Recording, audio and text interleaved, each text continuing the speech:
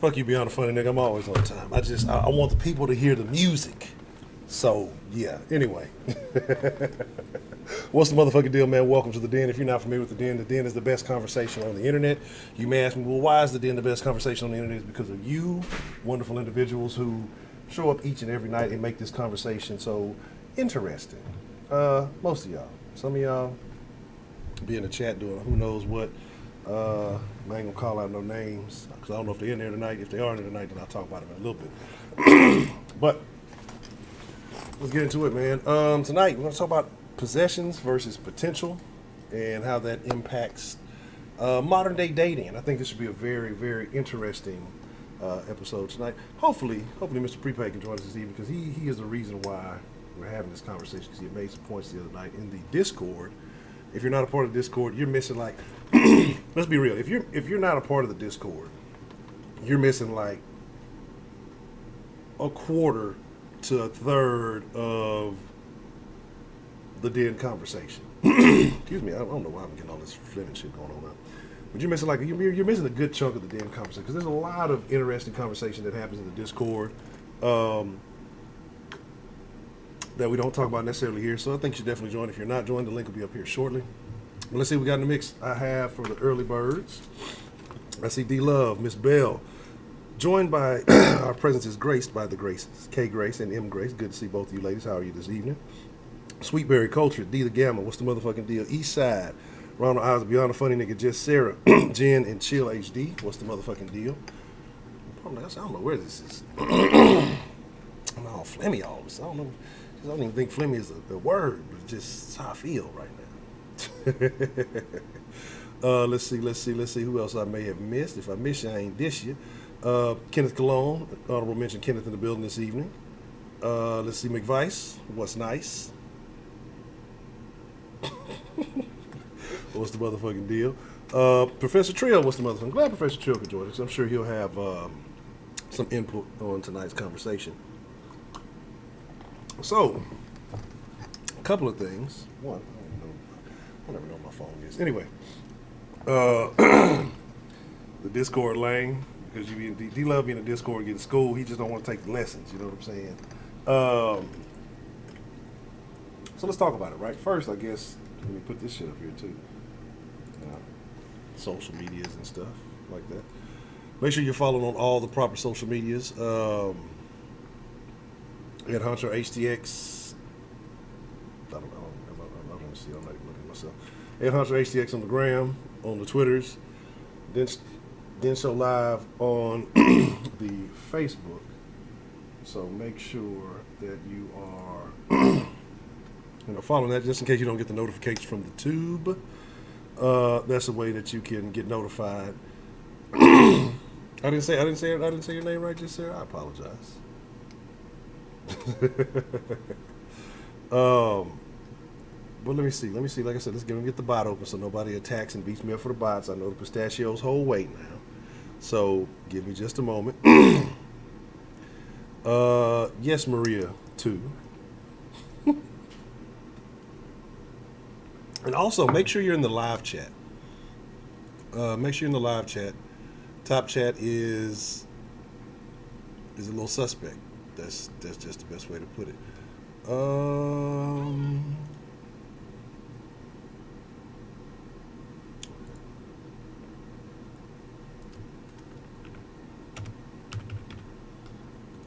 right, cool.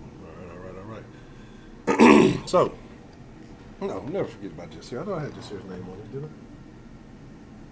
Did I say Jessera, Miss Jen? I'll look up. Look, sometimes I don't even know what I be saying half the time.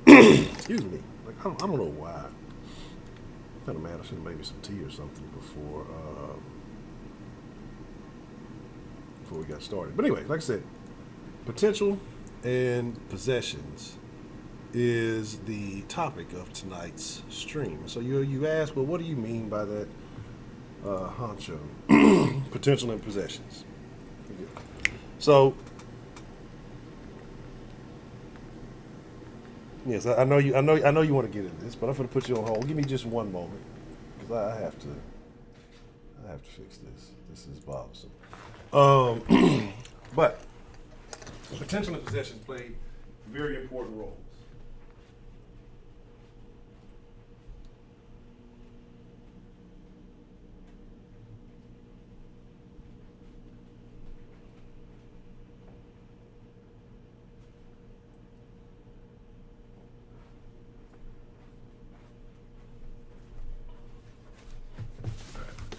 I apologize for that.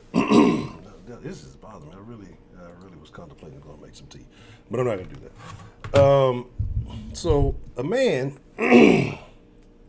is judged differently than a woman when it comes to modern day dating. You know, when we sit here and say, and it's going to be a very interesting show tonight. I can't wait till the line gets powered up. But restart the show in 30 minutes. So there's different expectations society holds, right? A man is generally judged for his, and I'm paraphrasing the Mr. Prepaid because I thought that this was a very interesting way of putting it.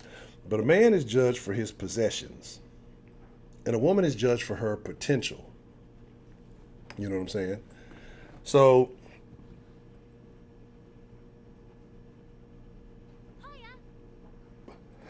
just saying. And so, you know, in society, we look at things differently. You know, we talk about equality, we talk about, you know, fairness, we talk about double standards, right? Appreciate the love, Miss Just Sarah. And we talk about double standards. Just Sarah donated $2 through Super Chat. The lovely Just saw Ed Honcho.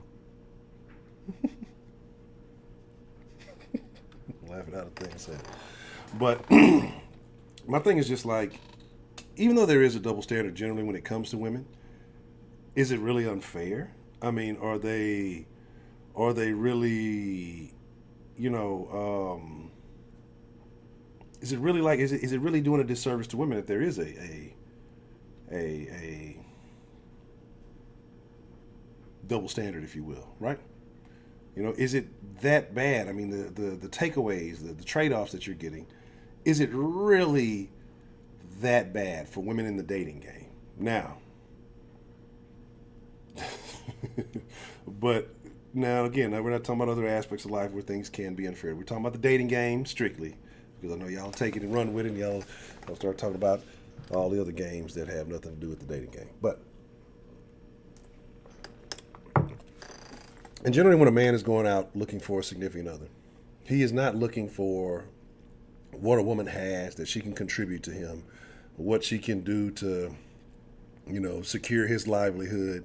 And this is not to say that none of them do. Yes, we know there are men who, gigolos, who go out and prey on particular women for particular reasons, right? So you do have that. I'm not saying all. But generally, when a man is looking at a woman, he's looking at her physical presence. Basically, that's her in totality, what she is in that moment. Not thinking about the dirty ass bathroom she got back at home, or the old sandwiches under her couch, and the fact that she doesn't wash her dogs. But anyway, what she looks like, what she has on, what she's wearing in that moment will generally suffice. With women, and I don't even think it matters. Like, I don't even think the clothes. But honestly, it would have been men. It doesn't even matter about the clothes. It doesn't just like, because it's just like what she could be. If she has like a set foundation, you know, well, you can always fix this. You can tweak this. This could always be better. Women nowadays are looking at men for. We've seen it. Some women in here said it. You see it in different places. We see it, that they don't want to build. And we can talk about women in their early 20s. We start in the early 20s when people start dating, marriage, whatever. Even in their teens nowadays. They don't want to build. They feel like women are entitled. They feel as though I deserve everything right off the bat. I shouldn't have to build. I shouldn't have to really put in forth a lot of effort. And again, this is not everybody. This is a bunch of very blatant generalizations because I know some of y'all going to get upset. If it doesn't apply, let it fly. But for the most part, women are going into situations wanting everything to be there. It's not about potential with men. What does he possess? What does he have? Does he have a good job? Is he a rapper? You know, what is it? Some of the women don't like the 9-to-5s anymore. You know, so it's just like, you know, and that's the crazy thing now, because we've seen some of them that the 9-to-5 isn't good anymore. He needs to have right now money. He needs to be able to go out and make instant money. you know, like it's Lego. But and again, like I say, I think there are women. I think the women who are happier definitely have a different mentality. But I don't think most women possess that mentality anymore. And this is what I'm saying. So when I'm talking about women, I'm talking about the masses more so than the anomalies, and the more traditional minded. Like I think women still want the traditional outcomes, but they don't want the traditional roles, but they still want the traditional benefits. Most women. And so again, it's what does a man have? What does he bring to the table, etc. And part of this is men's fault. Part of this is the mentality that women have started to buy into. And I want to know if y'all agree or disagree. And and I mean, and when we talk about this, take yourself, the personal, out of it, and just what you see. I mean, looking at society as a whole, like what do you see in society? Do you believe that's the way things are trending? Do you think that? Hello, Misty. No, Heidi's a terrible, terrible person, and she just wants to see the world burn, kind of like the Joker. But you know, damn, it was another thought I had, and then I fucking got distracted. So, like I said, you have again the possessions versus the potential, and so, like I said, I don't believe women are held to the same standard in that right, where that you know you just don't. Men don't care. Like men honestly don't care. They don't care what you do. They don't care about your job. They just kind of care if you look good and the basics. You know what I'm saying? But like I say, women they can do the whole attraction thing. But if we're talking about long term, they want to know that there's stability, there's finances, that there are other means and resources. So much. So again, so when we're talking about the double standard and unfairness, because we talk about how women get labeled if they're sexually active, they get a certain label. If men did the same thing, they're not looked at as that. There's a plus for men, it's a negative for women. Uh, Trill ain't finna do shit. Trill ain't gonna do nothing but drive that goddamn truck. And he gonna call in and yell and upset somebody. Um, this is gonna be interesting tomorrow. Before I open up the lines here, because I just got a part. I don't know why I'm talking all crazy. Uh, I don't know, like I don't know, just got real flimmy all of a sudden. I don't think I ate anything crazy. Um, we'll have a den debate tomorrow. I don't know if anybody has any beef, but if you do, let's sell it tomorrow. We'll try to bring back the den debates to Tuesdays, and then we'll start trying to have the special Fridays again. Either it'll be either a karaoke night or a talking dirty after. I still got to figure out the karaoke thing. If that, I feel like it needs to be moved to the Den Discord, just because of all the YouTubeagations. Um, but we'll see. We'll see. Something Friday will be back to something. So we'll figure it all out. Shit. Yeah. If it is the Rona, I'll probably roll the dice enough. It's probably about that time. But no, I'm not worried about that. Honestly. But if you do know somebody who's dealing with it, and I know I've seen a few folks tell me some of their relatives and some people that they've known and coworkers and things like that. And that could be scary. That could be very scary with all of the misinformation that's going on. That is just being perpetrated through the media, shit, through social media, everywhere. It could definitely be a very, very scary time. But let's get these early bird pistachios doled out. Let's get the line open. And anything else I may have missed, I'm gonna be honest. I was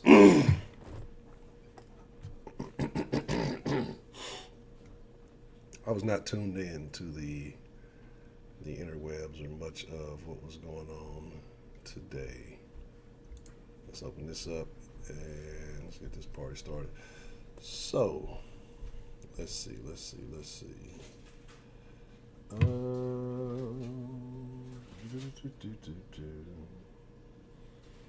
Switch this background up soon. I don't know what to. Let me change it up. I like the little night stars, but feels like I need to.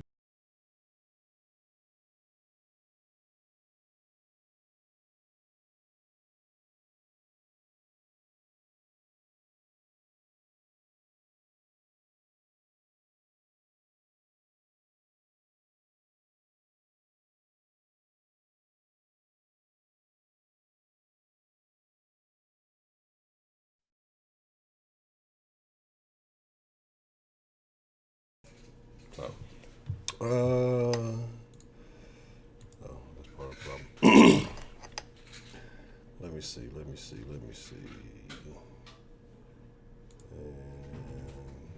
Yeah, so anything, if there's any interesting news going on in the world I may have missed today, would definitely like to be informed of that.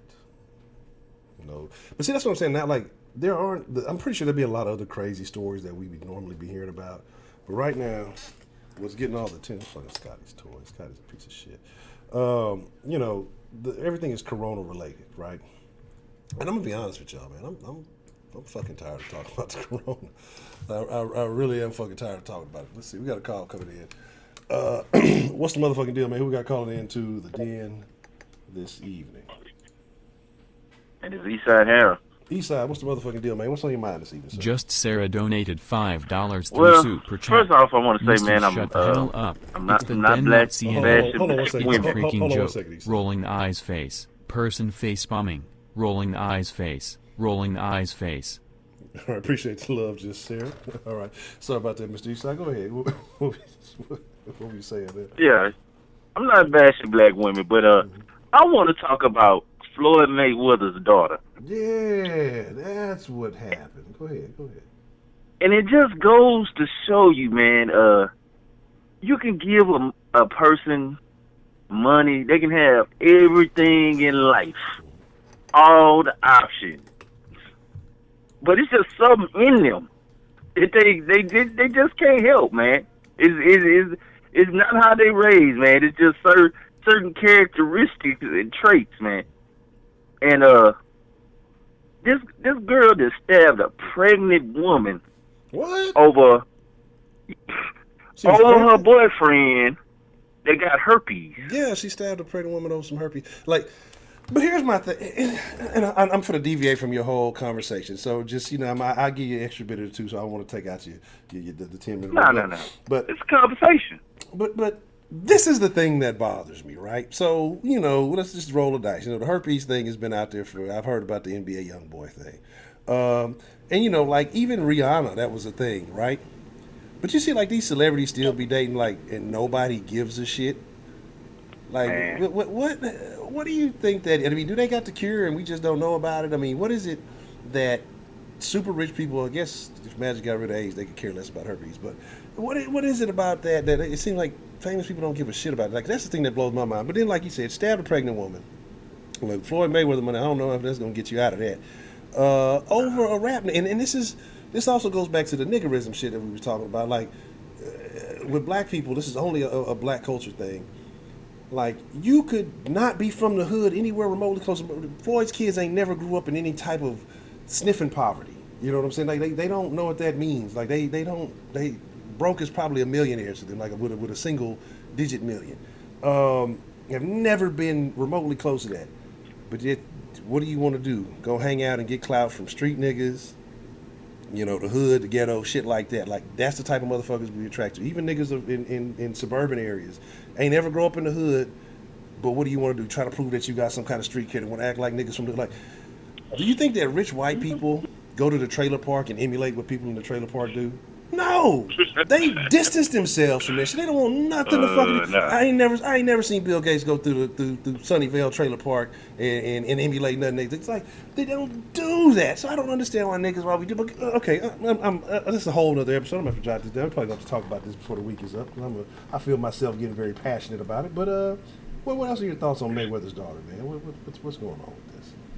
Man, any kind of what you think Mayweather is thinking? Like, he trick off on all them other hoes. How you think he treated his daughter? Like, you know what I'm saying? She probably had the best of everything. Yeah. And you know what I'm saying? It's like, fuck, to have her go over to a rap nigga with herpes and, get a charge. You know what I'm saying? That shit gonna follow her for the rest of her life. Yeah. Not to say she was gonna work a regular 9 to 5, but fuck. Yeah. Man, if that girl lose that baby, she might, if she just got cut up and, and to keep the baby, she might be able to wiggle out of that shit. But if old girl lose that baby, oh, nah. She going to prison behind that shit. Oh, yeah. You can't save that. And you're a big case. You're a big name that somebody be happy to prosecute your ass. Oh yeah. What? Yeah, that's Man. Yeah. That's crazy stuff. That's crazy stuff. She was in Harris County. That shit was in Houston. That's the crazy part. Oh, in the city? The bitch was down in Harris County. Man, the bitch was in Harris County. Get out. That's the crazy part. Bitch was right in there, and they let on out the same day, you know. Yeah. Money talks. Oh yeah. But what you were saying behind what you was possessing potential possession. Men are judged on their possessions, and women are judged on their potential. Would you agree with that? Yeah, that's a fair statement. Why do you think that is? Man, it's just the way things been for years, man. You know, women just basically been coddled for a lot of their lives, man. It's they expecting the fairy tale, the white picket fence, and that Cinderella, man. They looking for that fairy tale story, man. And me, basically, I'm not gonna give it to them. I'm at that age where I'm not even gonna tell you no lies. I'm not even gonna tell you that lie to make you even have them expectations. I just want to be your friend, and you know, hey, let's get to know each other, man. And you know what I'm saying, on a certain level. But you know, 20-year-old me, I told those lies. You know what I'm saying? And you know, once you tell them certain lies and all that bullshit, hey baby, let me take care of you and all that bullshit, which you don't plan on doing. You gotta live up for that. You gotta live up to that for a little while. You gotta keep that lie up for a little while. If you just be straight up and honest and what you looking for, and you know what I'm saying, you some women will respect it. Some women, shit, they'll move around like, nah, I'm looking for the white picket fence and all that other nonsense. Some of these people live in Section 8 apartments, and it ain't no white picket fence. So you believe it's okay to tell a little white lie every now and then if it gets you headed in the right direction? No. You know, I said I've done that before. I can't say I never done it. I'm at the age where I don't really tell them lies, bro.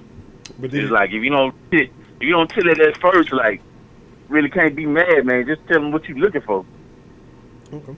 So, but do you feel like even when you were younger, is it because of your approach that you felt like that worked, or did you just kind of have to learn through experience? I mean, what do you think got you the best results? Lying, being honest, or just kind of depending on who you was dealing with?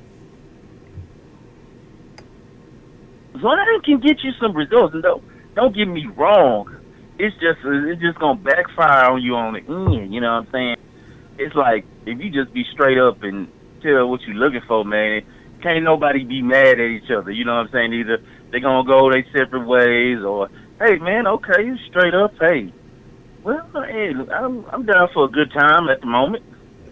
You know, depends on how the woman, what she's expecting. But just you Sarah tell them donated $5 through Super Chat. Hey, let me like wine and dine you and all this shit and buy you roses. Smiley face. Smiley I face. ain't trying to buy you Smiley no roses. face. I buy you some drugs and some other things, but I ain't trying to say romantic bullshit. I mean, ain't nothing wrong with that. Look, if she likes to party, you know, hey, what was it said? What's the saying? I supply you long as you fucking. You know, I accommodate you long as you fucking. What you like to do? You know, PWA told y'all that. Yeah. So, shit, man, I just wanted to touch on that motherfucking Mayweather daughter shit, man. That shit was just all crazy over the weekend, and shit, I can't believe that shit was in Harris County. I'm disappointed. I'm extremely disappointed. Would you be shit? That's your daughter, and it ain't like she been struggling. She done had the finest of everything. Yeah. And that's the thing that you would think is that, so your fathers, this is why it's important to be in your daughter's lives. Is you can get them everything, you can set a high-ass standard for them, but yet and still, tomfoolery, like I say, is just, I don't know what it is. Like, I don't know, but that's what I'm saying. Like, you can't buy class, is what they say. You can do all those things. You can buy nice, you can spend a lot of money, but you can't buy class. And so it's very unfortunate that she had anything anybody could ever want, and you still go down this route. Like, she probably got herpes now, man. A lot of them chicks he mess with, like, and then they be sticking with him and shit. It's like, god damn it. A nigga gonna know you got the herpes now. Like, what other niggas gonna really gonna take on that role? Niggas don't care. People don't care. I've come to the realization that, like, nobody gives a fuck anymore. Like, normal people, yeah, but in Hollywood or when it comes to celebrity, nobody gives a fuck.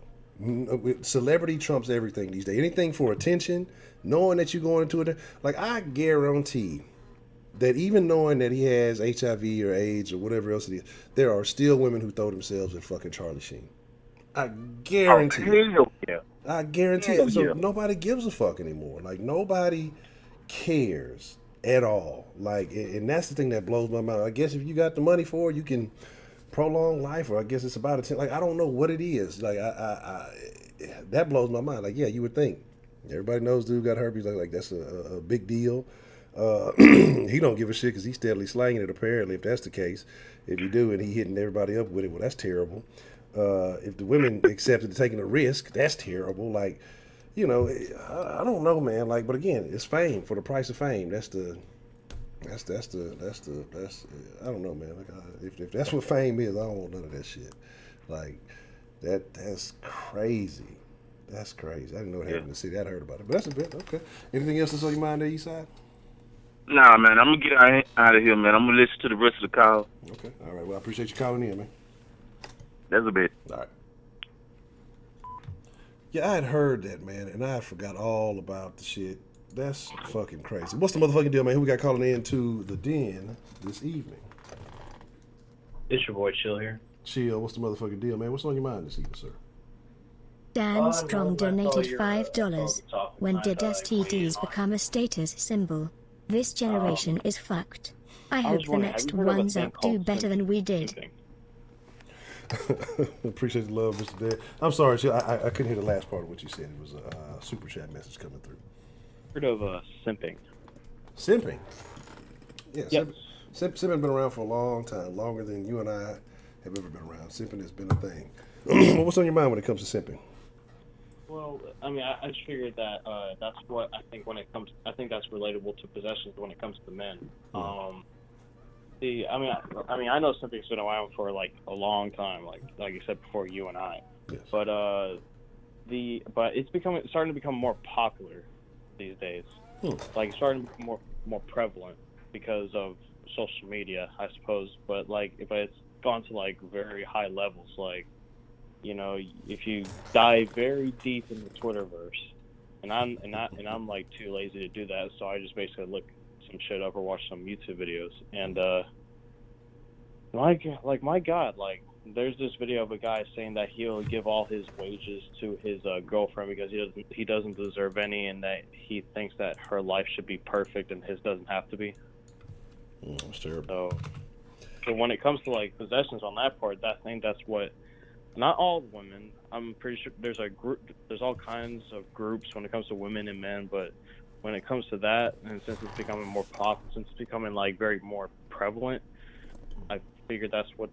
When it comes to those possessions, like money, what kind of house do they live in, and like you said earlier, do they work a 9 to 5, or are they like a rapper? Are they a YouTuber? Are they a TikToker? That's hilarious, TikToker. That's terrible.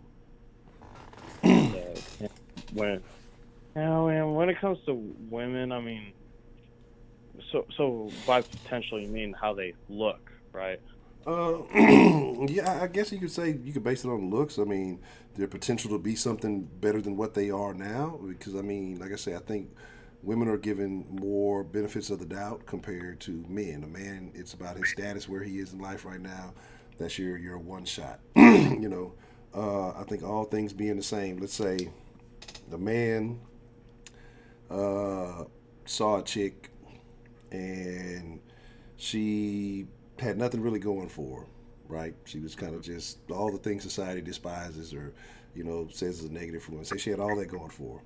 And say 6 months down the line, she improves dramatically. She gets in better shape. She starts looking good. She can put a bunch of fake shit on and whatever. It could be anything, right? Now, her ability to bring in resources, her ability to be a better mother, her ability to be a better homemaker, if that's the route, or even if it's to be a better employee if she's working somewhere or whatever else it may be. None of that's changed. Just the looks have changed. I think a man gives a woman in that situation a second chance faster than a woman would had the roles been reversed. So it could have been a man who was sloppy, he was just, miskept and just didn't take care of himself. Then say 6 months later he gets all this shit together. But it's just on the physical. I think a woman still looks at him for the most part in the same way than it does for a man with the situation reversed. So I don't know if that's the best analogy, but I'm trying to make it something simple that may be a little bit confusing. But like I said, I just feel like women get more of a leeway with what they could possibly be as opposed to what they are right now in this moment.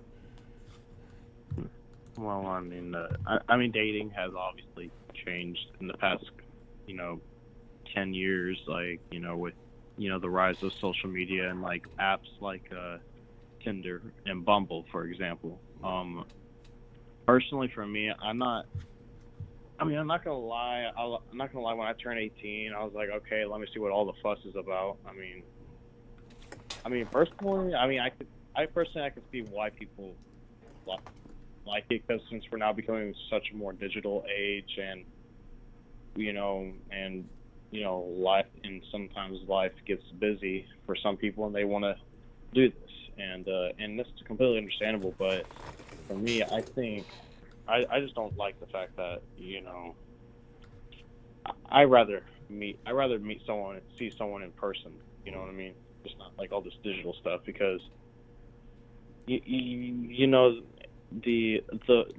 can't judge a book by its cover. So, and that goes the same for a woman. She may have like the greatest, she might have the greatest body of all time, but does she have her life together? Does she have aspirations in life to be something? But see, that's the crazy thing, because now society doesn't care about that, because it's the man's job to come in and fix all those problems. That's how it's viewed. Now, if a man does that, comes to a woman's life, fixes all her problems, gets her on the right track, and just has her ready to thrive in society, he's a hero. He's a great dude. He's amazing. Now, when you hear a story of it the other way around, she's an idiot, she's stupid, she could do so much better. When a woman comes, this is me saying that when a woman comes in to help a man get himself into a better position, and he can either become a provider and they build or whatever it is. You hear lots of stories like that. But when that happens, you see a lot of negative comments, especially from women. Negative comments on her doing that. She should never have to do that. Like, in every other aspect, we want equality, we want fairness. But it seems like when it comes to certain situations like this, there's a clear bias from certain demographics. Mm-hmm. So I understand that. Well, how do you feel about that? Do you think that that's how it should be because society was like that for so long? Do you think that? And I know you're younger, so it's a little different for you. Just Sarah donated $2 through Super Chat. There's no one outside though. Thoughtful face, wait, what was but keep again? looking. Smiley face. I'm sorry.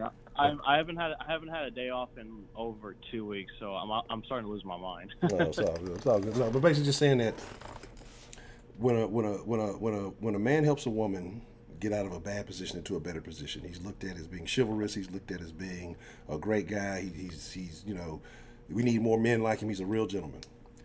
But if a woman likes a man enough to do the same, and it's generally other women who say this, she's looked at as foolish, or she could do better, and just she's usually looked at with more negativity, or she's approached with more negativity than a man who would do the same thing for a woman. Why do you think that is? That's a good question. I don't know. I think I mean, there is guys out there that, you know, that they're pretty lonely. Like yeah, they may have their life together and all that, but they're pretty lonely. They don't have a woman to be with, or they don't have a woman to go out with, and they're just sitting at home alone, eating some Doritos chips or something, and then it's just like, damn, I really wish I had someone. But then a woman comes, and then all of a sudden they're not lonely. They're probably not they're not depressed no more, and they're pretty happy with their life. And I think that's, I mean, that's how I see it. I mean, for a man, obviously, like chivalry is a good practice. That's what you obviously should be doing. Like if you treat a woman with respect. If you love her, you cherish her, and you respect her. And if you respect her and you like her a lot, then there's a hell of a great chance that you're gonna have her for a long time, maybe. And but honestly, I don't really see a problem with a woman helping a man helping a man get a better life, help and being respectful. I mean, it could go both ways. I mean, I'm not an expert. I'm not claiming to be an expert. I just say how I think. So. And man, I would love to agree with you that, you know, that if you just give them all the love and kindness in the world, that women will love you back. It's not always that way, you know. Women have opportunities that men do have, and if they sometimes, depending on the woman, if they feel like they have a better opportunity, then they'll take it. Men too, and I'm not going to put this solely all on women, but women across the board as a whole have more opportunities for that than men do. And I agree with you, Jen, too. I think too that look, there's a difference between just carrying somebody along and just taking care of everything, or helping build somebody up. There's a big difference. So it's not just here I'm giving you everything you need and you continue to slack off, you continue to be a loser, you continue to just bullshit away and not grow. But if that person is growing and you know, building themselves into an equal partner, or whatever you want to call it, they're reaching the goals that, you know, you have set or that they have set, whatever, then that makes sense. Then, like I said, that's why it's about building somebody up, not just carrying them along, but actually building them up. It matters.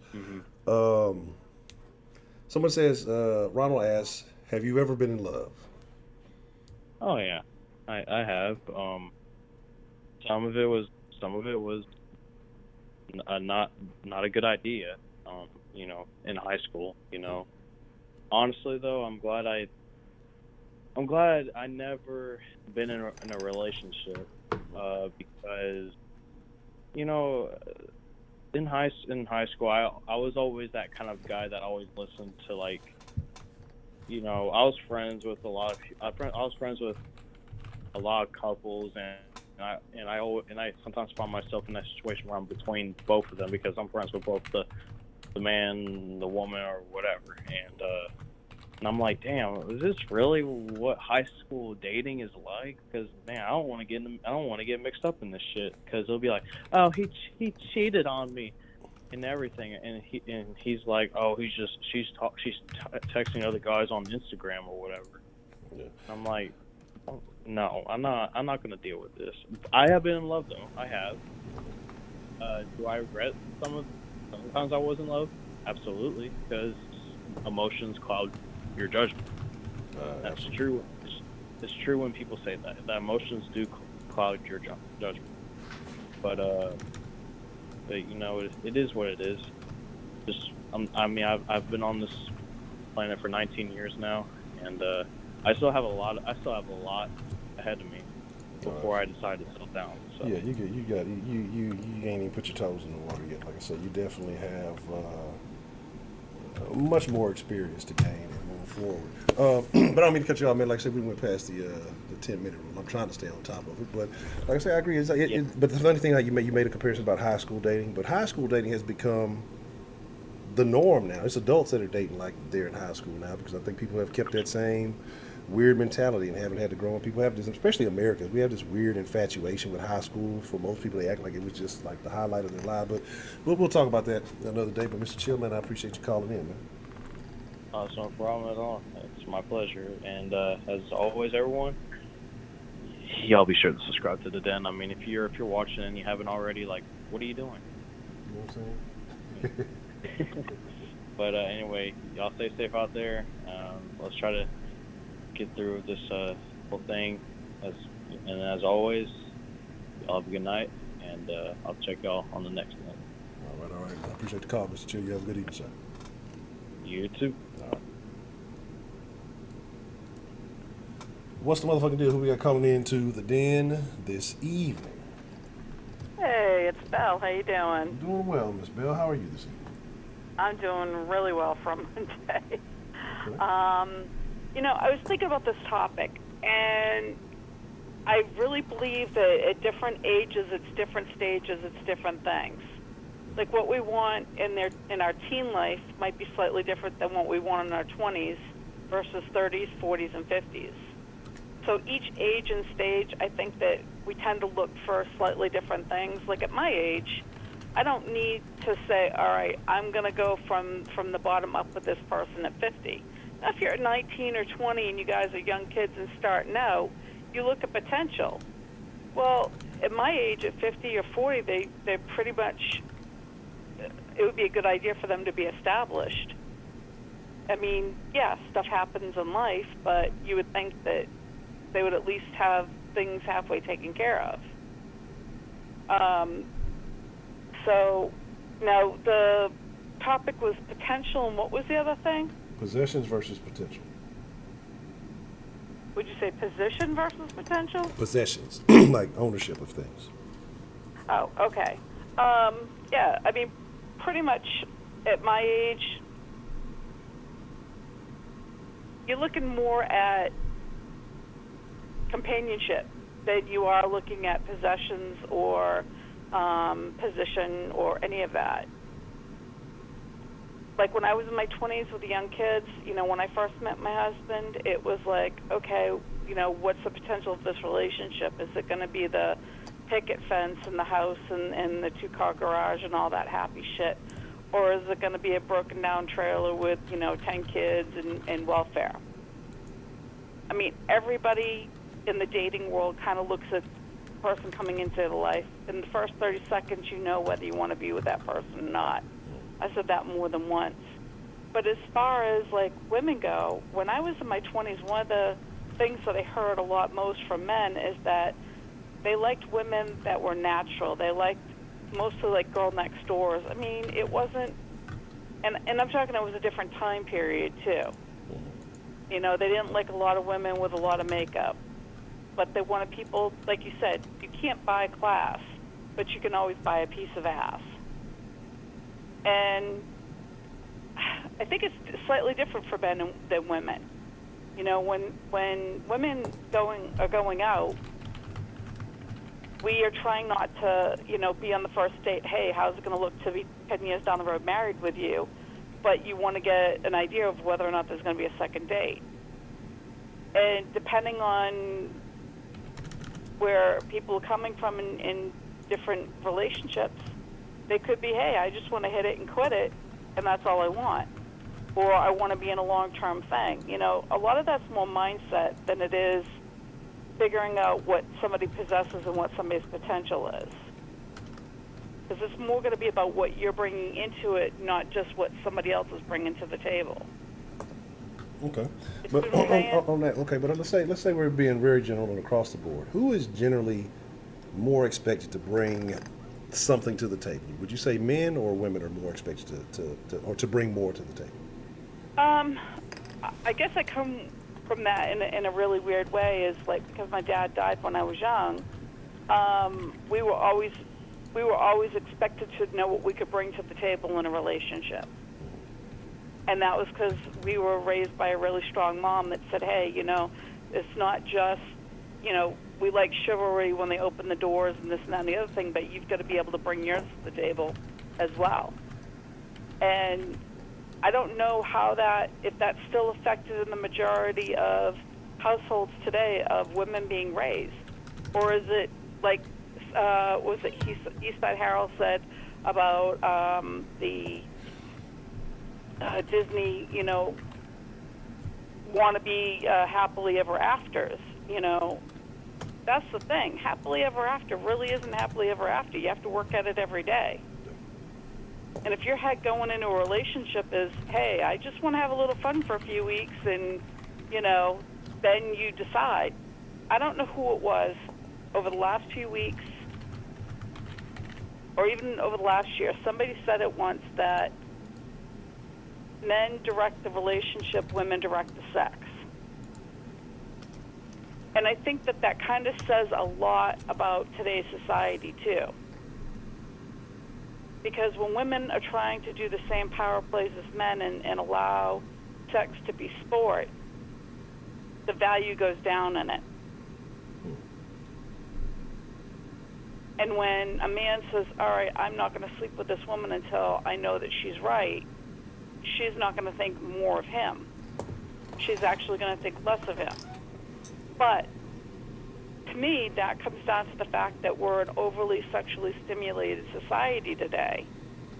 And I'm not saying we weren't back in my day either. It just wasn't as in all every bit of graphics and videos. I mean, the worst that you could see was, I mean, you couldn't even see a woman topless on TV back in the 80s. So, you know, and the much more stimulation of graphics of sex, it tunes everything up, but it's not, it's some of the surface part of the relationship, but that's not anywhere for long term, so they're really two different sort of things. And if you're looking at somebody for potential, that takes time to figure out whether or not that's going to work. If somebody's already either established or they're working towards something, you can see where they're going. And sometimes it just depends on what you're looking for. Right now, I'm not looking for anything. At my age, it's companionship.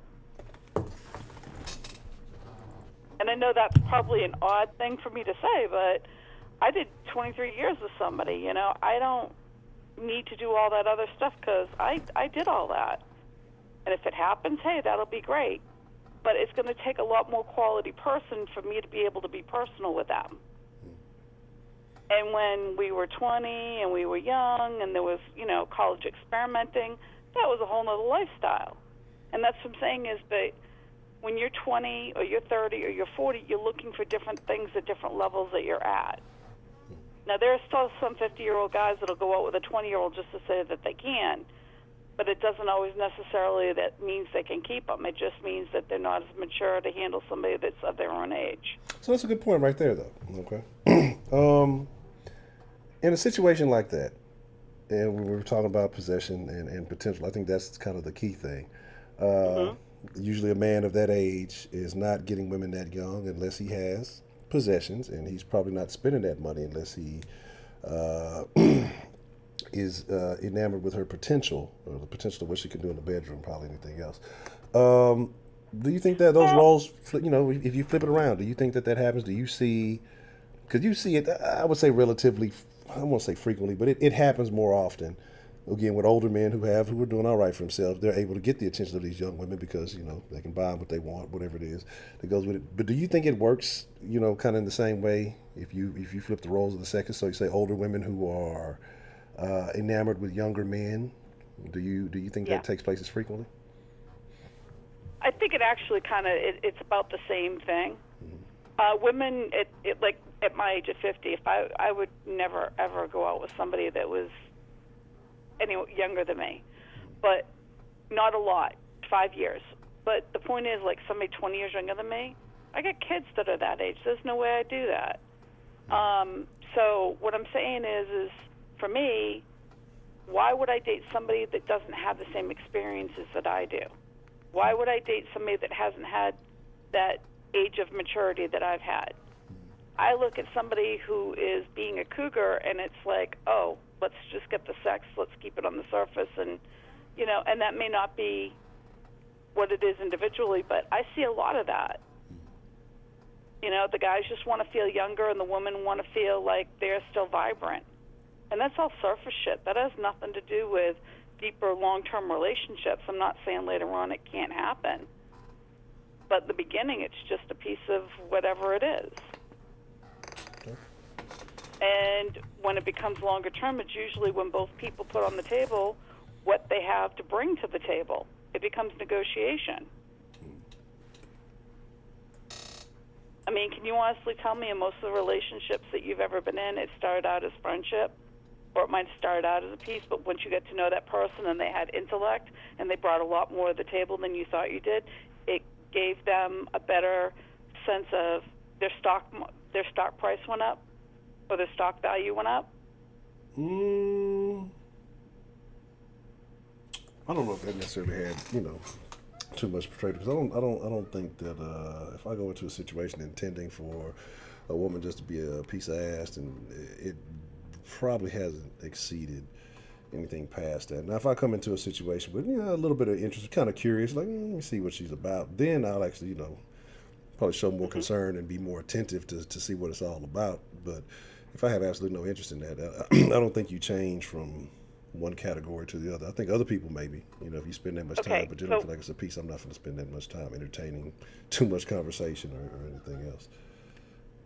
So riddle me this, in all honesty, do you generally get to know a person more before you sleep with them if you know that it's going to be a little bit more than a roll in the hay? Or if it's like, yeah, this one's just a one-off, you don't even bother? If I intend for it to be a one-off, I'm going to be honest, I don't give too much of a shit what they're talking about. I mean, there's some processes that you usually kind of have to go through. You got to entertain some bullshit, but I'm going to entertain the most minimal amount of bullshit as I possibly can. If it's just one of those things, if it's something like I say I intend to be maybe more long-term or more serious, then then it's a different approach. There you go. And I think that's a lot of it too, is that sometimes people don't really get all of that. Dating and just, let me put it this way, it's from the time that I grew up, and I know you're a little bit younger than I am, but the time that we grew up, it was a little bit more, at least as being a female, it was a little more of the dating and a lot less of the hit it and quit it kind of thing, even though I'm sure it still happened. But it's so much more prevalent across society today about not having and looking towards more than just what it is for the moment. Would you say that came about more so with society embracing more of the women's sexual liberation, making it seem more okay to do so, and then for them to not be as judged by it? You have slut walks and all these other kind of things. So is society trying to downplay that? Do you think that is the reason why more people are okay with the hit it and quit it one night stands or et cetera? I think that there was, even back in my day, there was the walk of shame, and there was, you had men that were players and women that were players back in the day too. I think what it is it's so more quote unquote socially acceptable that it has downplayed the fact that it means something.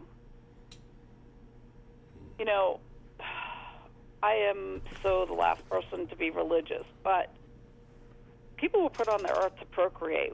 So we're the only species that has sex for extracurricular activity, not for having offspring. I thought dolphins did it too. Huh? I heard dolphins did. I heard dolphins were the only other species that actually that has sex for fun.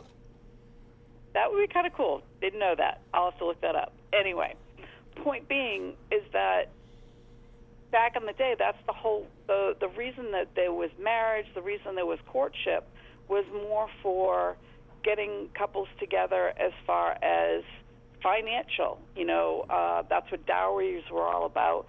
And I think that we don't even talk about the fact that men, at least when I was growing up, men were expected to take care of the long haul of the finances because they were the quote-unquote breadwinners.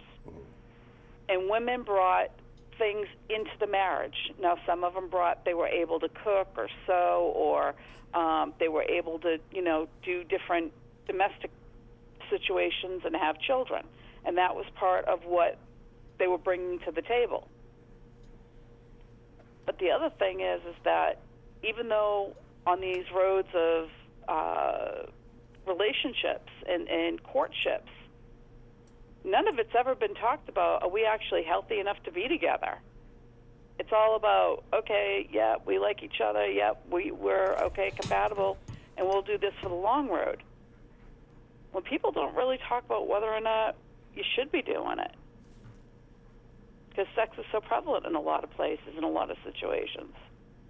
In the younger folks, and I say that from experience, that much hasn't really changed too much. The older you get, it's not that you're not capable of doing it as much as the young kids, but who needs to? You know, it's not like we're doing it to have kids. We're doing it to have fun. Okay. Well, hey, I mean, you know, we may agree to disagree on that one, but here's the deal, Ms. Bell. And I know What? I know the majority of our audience is young, but the reality of it is older folks do get it too. Did you know that more nursing homes have trouble with STDs than they do with other things? Yeah, goddamn, NBA young boy is in the nursing homes. Shouldn't have said that. Not that I'm not ready for one of those yet. I've got another 20 or 30 years, but the point is that, you know, it's still a matter of treating it as though it's valuable. The more you do it, the less value you give it. And if it's with the right person, then you'll wait to make it more valuable. I'm not a prude. I'm just a realist. And like I said, I'm just not casual, you know. And if a person wants to have a casual relationship, that's great. Then you're not looking at what they possess, and you're not looking at what they bring to the table. They're just looking to make sure they got a rubber on. I agree. But here's the deal, Ms. Bell. I'm gonna cut you short here because we go way over the 10. But I just, you know, certain things I'd like to hear your thoughts because you've had experience in these fields, and so and sometimes, you know, the other ladies act like they're afraid to call in. So when we do get a lady's opinion from time to time, I do show a little bit of favoritism. But like I say, we've got a couple of folks hitting me talking about they try to get in, they're attacking me. I feel attacked right now. But I know it's all over the place. I know it's all over the place tonight, but I was just trying to be genuine. So let's hope some of the women call in. I'd like to hear from the women just as much as the guys. I mean, me too. Well, hopefully ladies aren't afraid this evening. But Miss Bell, I appreciate you, you know, getting it going. The bell has rung. Class is in session. The first of the ladies call. It might not have been the first caller, but the first of the lady callers this evening. So I think that's still its own reward. But I appreciate you calling in. All right. Good night, Honcho. Have a good evening.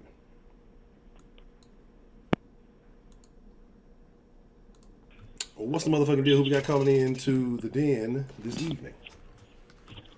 Well, it's not a woman. Dan, what's up, G? Well, thank God. I was like, well, that's a very deep woman. Dan, what's the motherfucking deal? Man, what's on your mind, sir? Oh, well, the topic is possessions versus potential and how that affects relationships and what you're looking for and all that, if I'm correct, sir. Yes, sir. Yes, sir. Absolutely. Okay. Well, my thing is, I think it's a bit of both. Like I know when I was younger, I wanted potential, like in like a girlfriend. Especially in high school, I was a bunch of a nerd to really care about that, you know. But when it came to college, I wanted, you know, I wanted to get married and all this other stuff. And, you know, I remember praying to God I'd find a girlfriend. This is how lame I was, bro. And, you know, I don't believe in God anymore, so fuck all that shit. And let me see what else. I'm just keeping it real, bro. Yeah. I mean, well, I don't know if he exists or she exists or it exists. So, I mean, if God exists, okay, I'll deal with it when I'm dead. Yeah. And that's how I feel. But I was always more about potential. You know, like I want a potential wife and, you know, I didn't know about kids or anything, but I definitely like a long-term girlfriend. But beyond the funny nigga funny, bro, in the chat. But the majority of people I was around, they're about possessions, about, you know, what you wearing. You drive a car. I ain't had no car, and I had a bunch of old Navy clothes and all that stuff. I mean, I'm kind of handsome, like a strong 7. I've been told. I'm just keeping it real. And, you know, so it wasn't exactly how it looked, but I was definitely socially awkward for a lot of time. And I didn't really hang out with anyone, you know. What ended up happening is, like, I stopped focusing on, like, trying to get a girlfriend. I was like, I'm just trying to have some sex, goddammit. I lowered my standards immensely, and good things happened. So, you know, it's funny how that works. I mean, that's college. You know. Oh, Jay, yes, I am weird. Absolutely, man. I agree with you. So the thing is, but, like, what I see nowadays, it's more about possessions. And with women, it's like possessions, like what you driving, you know, how much equity is on your house, you know, obviously how much money is in the bank, stuff like that. But with men, it's possessions too. But it's like how she looks, and how fat is that ass, how big are them titties, shit like that. So it's like, yeah, the woman is possession for a lot of men, and what the man owns is a lot of possessions for a woman.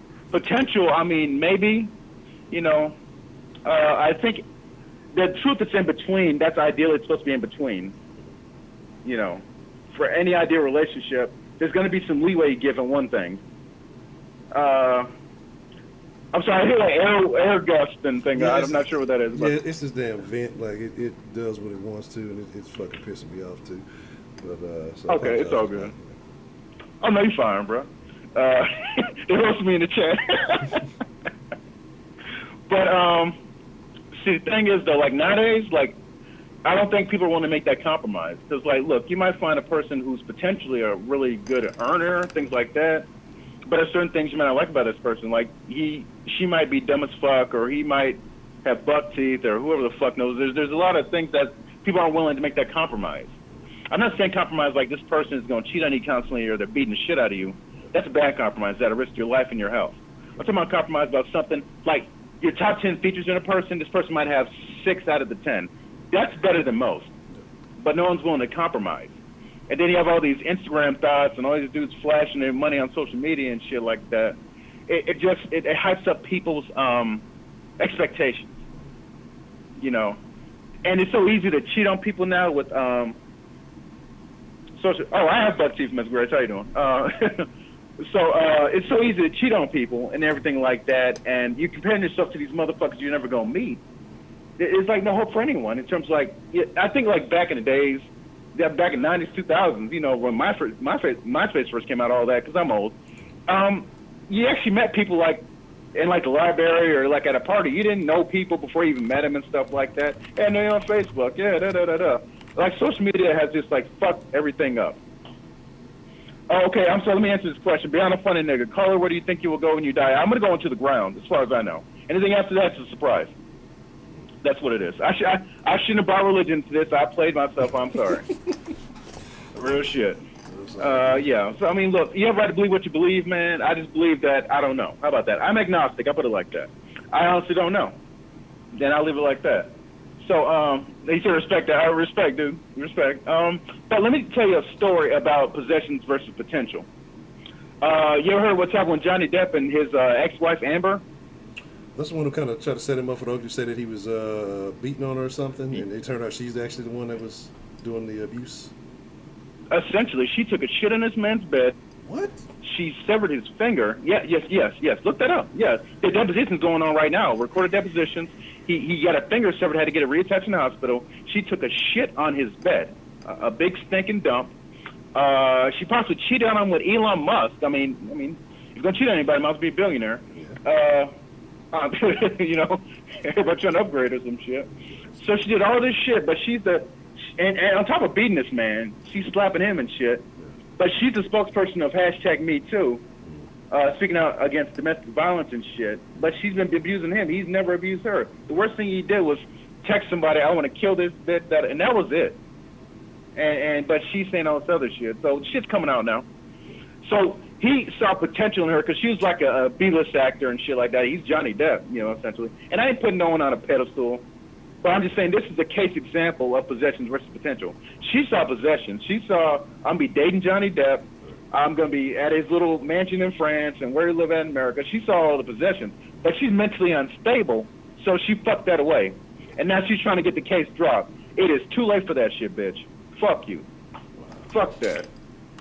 Yeah, so that's, yeah, and Johnny played himself. He should have went with an older woman who probably knew a bit better. But, you know, a lot of these older men chasing these young things around, and they play themselves, case in point. And that's the thing that bothers me the most is how easily somebody can just say anything. You know, because you have the hashtag, you know, believe all women and, you know, all these other things that come out. But there are a lot of women that lie. There's a lot of women who use this shit to manipulate. And the fact that we act like this doesn't happen is very bothersome, and it makes it bad for the women who are really going through shit, because then that's what makes people skeptical and just like, I don't know, I've seen this before, it turned out, you know, this way or that way. So That's crazy. Yep, and that's kind of a segue. I didn't mean to go into that, and I'm trying to say stuff that got a time limit as well. But that's the whole possession thing, and it's happened to a lot of men. Not only the whole thing, they trying to give it a younger thing. They might see potential in her, when she gets 10 years older, she's going to age gracefully, and then I'm still be with her. Nah, man. Look, she's trying to get some money out your old ass. Take your old ass home. Go to the damn old folks home and shit. Yeah, R. Kelly. Yeah, R. Kelly. R. Kelly's a sexual predator, though, so that's a different story, my G. But I see what you're going with.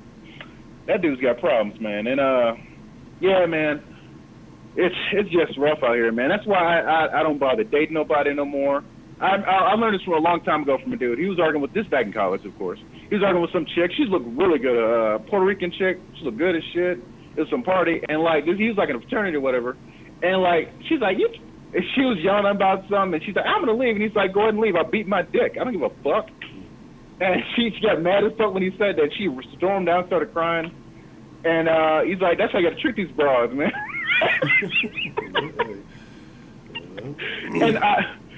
And I thought he was, yeah, I am sock gang. I don't give a fuck about that shit. I mean, I don't care.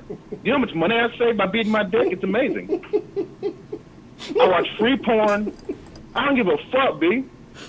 I'm stacking my cheese, man. Fuck all that shit. You ain't gonna shame me into some shit. I know what I'm talking about. I'm not one of these yeah, know what I'm talking about? I know these thirsty ass dudes out here drugging chicks, lying to these broads like the caller earlier, talking about lying to females. Though I've never lied to a female. Not to get in them panties. Never needed to. I'm a goofy ass motherfucker who's semi-handsome, and I am a polite guy when I'm sober. And that's what it is. That's it. That's all I am, and all I am is what you see, man. That's it. Jay tripping out. Man, that's what I'm saying, man. I think people need to make compromise with, it's good to be with someone with some possession. Sure, motherfucker got a car, cool. She has an apartment, cool. Yeah.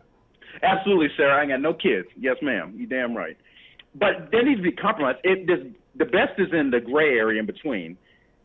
But nowadays, no one wants to go that far. No one wants to see that. They got to have everything now, or these old dudes trying to mess with these potential, young girls, but they treat them like possession. Correct. So, I mean, and the same thing the previous caller mentioned about cougars. And, yeah, a lot of these older females, now on their second divorce, stuff like that. I'm giving these young things, all this stuff. I'm like, look, as long as, everyone knows what it is, that is what it is, Okay. I just want to call in and start some shit. That's all I want to do, man. Yeah, that's what I'm talking about. That's what the den is all about. But, yeah, I mean, that's what it is. And I think those old guys going in those relationships, they know the risk, reward. And to me, instead of, you just might as well, I guess you just want to have one on deck. I guess that's why they do it. But you might as well just explore the world. If you don't commit to any of them, because honestly, she's only going to get older. Especially if you're still making money and that's all you want her for, you might as well just sample the wares that are out there. That's the role you're going to play, because you end up getting fucked off in the end. Whenever you sever those ties, it seems like guys that are taking the L at the end of those. So, it is what it is. But if they willing to risk it, that's on them. You heard the story of OJ, story of Johnny. That's going to be another song coming out. I ain't going to make the song, but that's what it is, man. Y'all just look. There's a lot of case examples out here of people who played themselves, dudes and females. I mean, just look, smart people learn from other people's mistakes. Wise people learn from, oh, wait, I got that, I fucked that up. Okay, never mind. I meant to say, smart people learn from their own mistakes. Wise people learn from other people's mistakes. Yeah. There you go. Yeah. And that's all I got, Honcho, man. Dan, I'm glad I made y'all laugh. Y'all have a good night. Sarah, shout out to you. Culture, what's up, G? Already shout out to Dan, the man, for another great call. And hey, if you want to save money, don't call Geico. Use a sock, motherfuckers. Hey, real shit. All right. Let's go, man. All right. Appreciate the call, man. Yes, sir. You have a good evening. Shout out to Dan, the man, man. That's what you got to love about the den. Excuse me. Good grief. That's what you got to love about the den. The blatant honesty. That's what makes it so exceptional.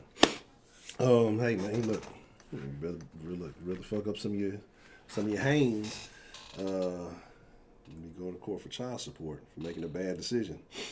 There's a couple of people I'm sure, probably about 10 to 12 years in, but about 6+ more years ago, wish they would have used that sock that night instead of calling some sketchy chick over that they met in the club. So, I mean, there's that. Appreciate it. Thank you for all the blessings. Everybody should have. Oh damn, 1,000 for the call. I'm also gonna make sure all the things are going to the right spot too.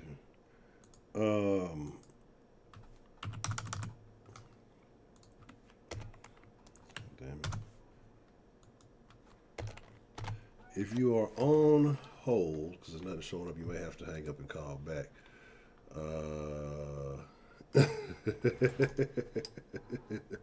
So they were definitely cougars, enjoyed every minute of it. Thank God for the extracurricular activity. But here's my thing, right? And here's my thing, and that's why I say, you know, okay, hold on, let me see. I think I might have missed some. It says,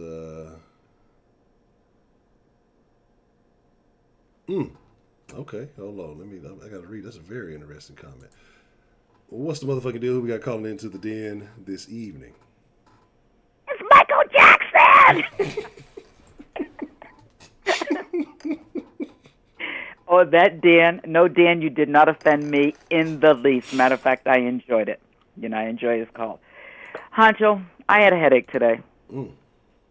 First off, tomorrow's beef night.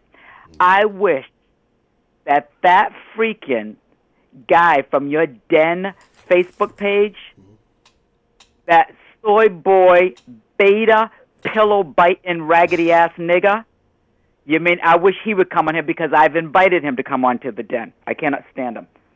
Pillow biter. But, my daughter and I, we're making some of those masks, and I can sew enough to get by, but I'm not the greatest. So she's going to get down there and try to get all complicated with it. It took her 8 hours to make one mask, Honcho, and it still ain't done. She was trying to put the little nose piece in, the pipe cleaner to adjust it to the nose. Every time she looked at a video on YouTube and she sewed a little bit more, it kept getting smaller and smaller, till now it's the size of an ant's face. But she tried. She can do what I can't do, and vice versa. But yeah, you were saying something about that a man is judged for his possessions and women for their quality. Well, that Mayweather daughter, what was wrong with that kid? She had the possessions, but she had no quality, no nothing. And what did that young boy have? She let that freaking raggedy-ass boy talk about her father like a dog. Did you see it? No.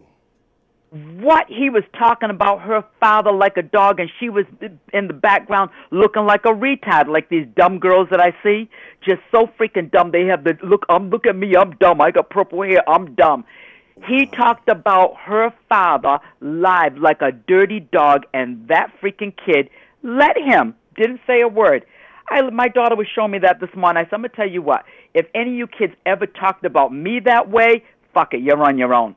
If my granddaughter ever talked about me that way, she's on her own, because I can turn my back.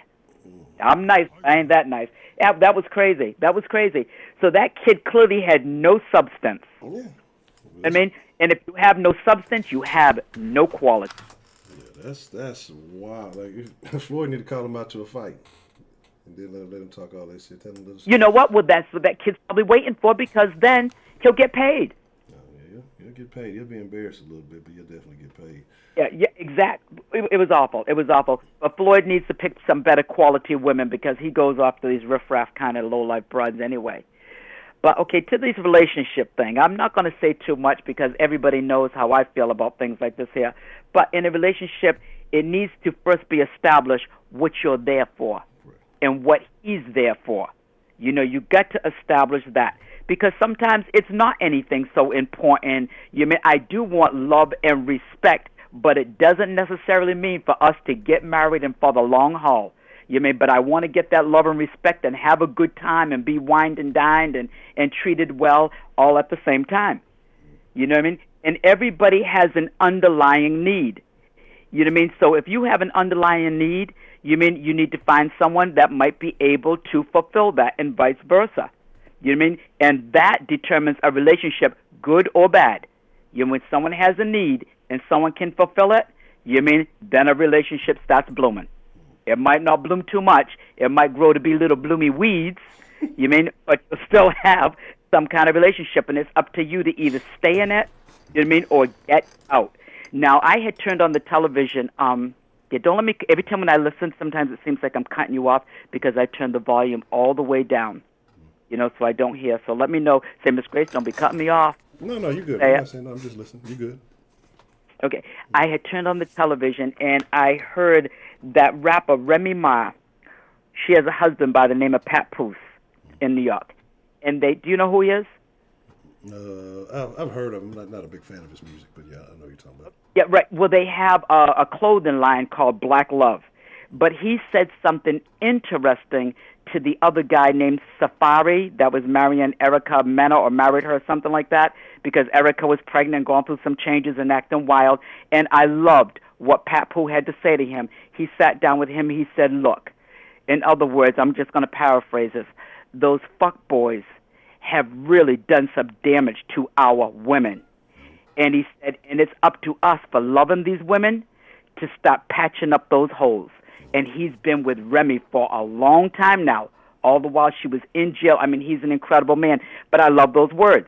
You mean you have to be willing, and that's where some of that unconditional love comes in, that you're willing. You mean not for yourself. You mean just to make that person whole again and make that person happy. If it's not hurting you and it's not bothering you, then you go for it and you do it. You know what I mean? You patch up some holes. Sometimes we women have to run into a man, and we might have to put some patches on him, patch him up. And sometimes a man might have to patch up a woman. Today, these young people don't seem like they want to patch up anybody. Yeah, everybody's going to have some kind of wounds. You got to be willing to see. You mean, you can't stick a Band-Aid on a bullet wound on somebody, but you got to be willing, you know what I mean, if you really care about someone, to do some patchwork. You know, really. You know, and then it depends on how much time you're willing to put in, and with me being older, how much time I have. You mean my one of my last relationships, you mean he didn't have as much money as me. His ex-wife did, you mean, but he wasn't with her anymore. But what was appealing, I like an outdoorsy guy, and I was laying in bed thinking about my favorite men in my life, and guess what they all had in common? What is that? They all liked to fish. And this guy could catch fish with his bare hands. Tell me that wasn't sharp, Honcho. Hey, you know that's pretty. What kind of fish did he catch? Yeah, I don't know. Those are fish in the Caribbean. Okay. You know, colorful fish. I have a picture of the bucket of fish. Yeah. You mean, but I thought that was sharp. That was something new. It was something unique. It was something different. You've heard me say over and over again, I don't like generic. I don't want anybody coming and bringing me long stem red roses because everybody else gets that. Give me some shorter stem roses that are all pastel colors or magenta.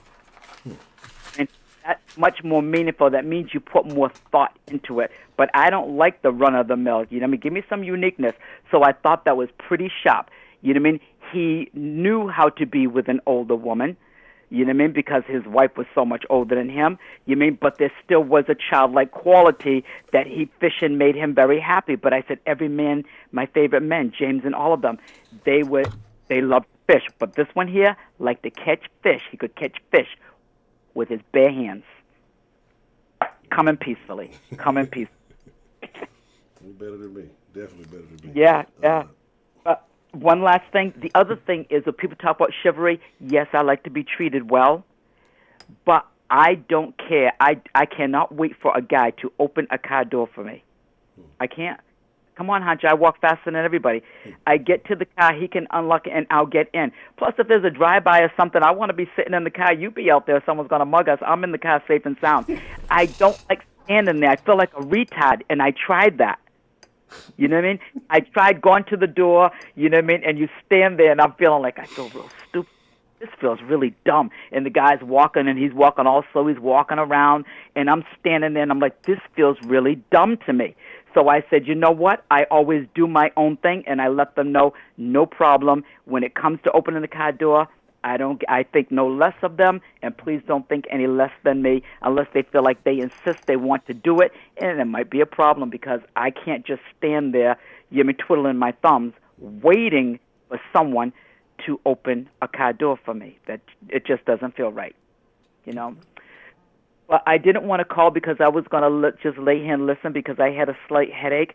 But my daughter said today, "Ooh, it's Monday, it's the den." And now that I'm up, giggling on here with everybody else and talking shit with my Jen and my Sarah and everybody on here, I'm wide awake now. Well, that's good. Hopefully, like I say, the headache isn't too much. I had a little bit of a headache today, too, myself, and I don't know what it was. Maybe I haven't had as much caffeine as I've been taking in lately. I don't know. Maybe it's a good thing. But, hopefully that your headache dwindles down and, that you can enjoy the rest of the den with us. Yep, I feel better already. Good. Okay, hon. All right, Ms. Yep. Grace. Thank Bye-bye. you for calling. I always love hearing from Ms. Grace. What's the motherfucking deal? We got calling into the den this evening.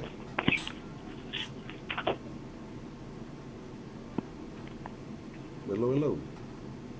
Hello? Yes. Who we got calling into the den this evening? Hey, it's Andre. Dre, Canada Dre. What's the motherfucking deal, man? What's going down this evening, Mr. Dre, sir? Not much. I actually forgot I was on hold, and I heard your voice on my phone. And I thought, what? But, I guess basic thing that I wanted to say was, through this time right now, the people I feel for most is them honey babies. Because the honey might be there, but there ain't no cash. Because people can't do a damn thing. I don't know about where everybody else is, but around here, you can't even have two people in a car if they don't have the same address. What? And the police have mandates on everything. Word? Man, that's crazy. I was making a joke the other day about if anybody's riding in the fucking HOV lane, and for those who don't know the high occupancy vehicle lane, that they should be arrested. But y'all literally can't drive two people to a car. That's terrible. Excuse me. That's crazy. So they're taking it real serious up in Canada. That I didn't want to get into the corona thing that much, but it was just because I know you're trying to stay off of it. But it was just, you know what? Them honey babies ain't gonna be liking this. Well, they chose it. They have to deal with it. True. They didn't see this coming. No. Martial law. That's terrible. For them. They ain't gonna do nothing. They gonna change the game. They gonna find where there's a will, there's a way. True. And I guess Captain Saberhope became the normal now. From the sounds of it, but I don't know. Yeah, I would think so. I think, but I blame that on the music. And you're a music aficionado. Would you say, since you've been listening, the tone of the conversation? Let's talk about rap music specifically, because it used to be aggressive, used to be very masculine, used to be very male dominated, and it used to be, there was a lot of lyrics you would say discarded women and their feelings and their rights and stuff like that.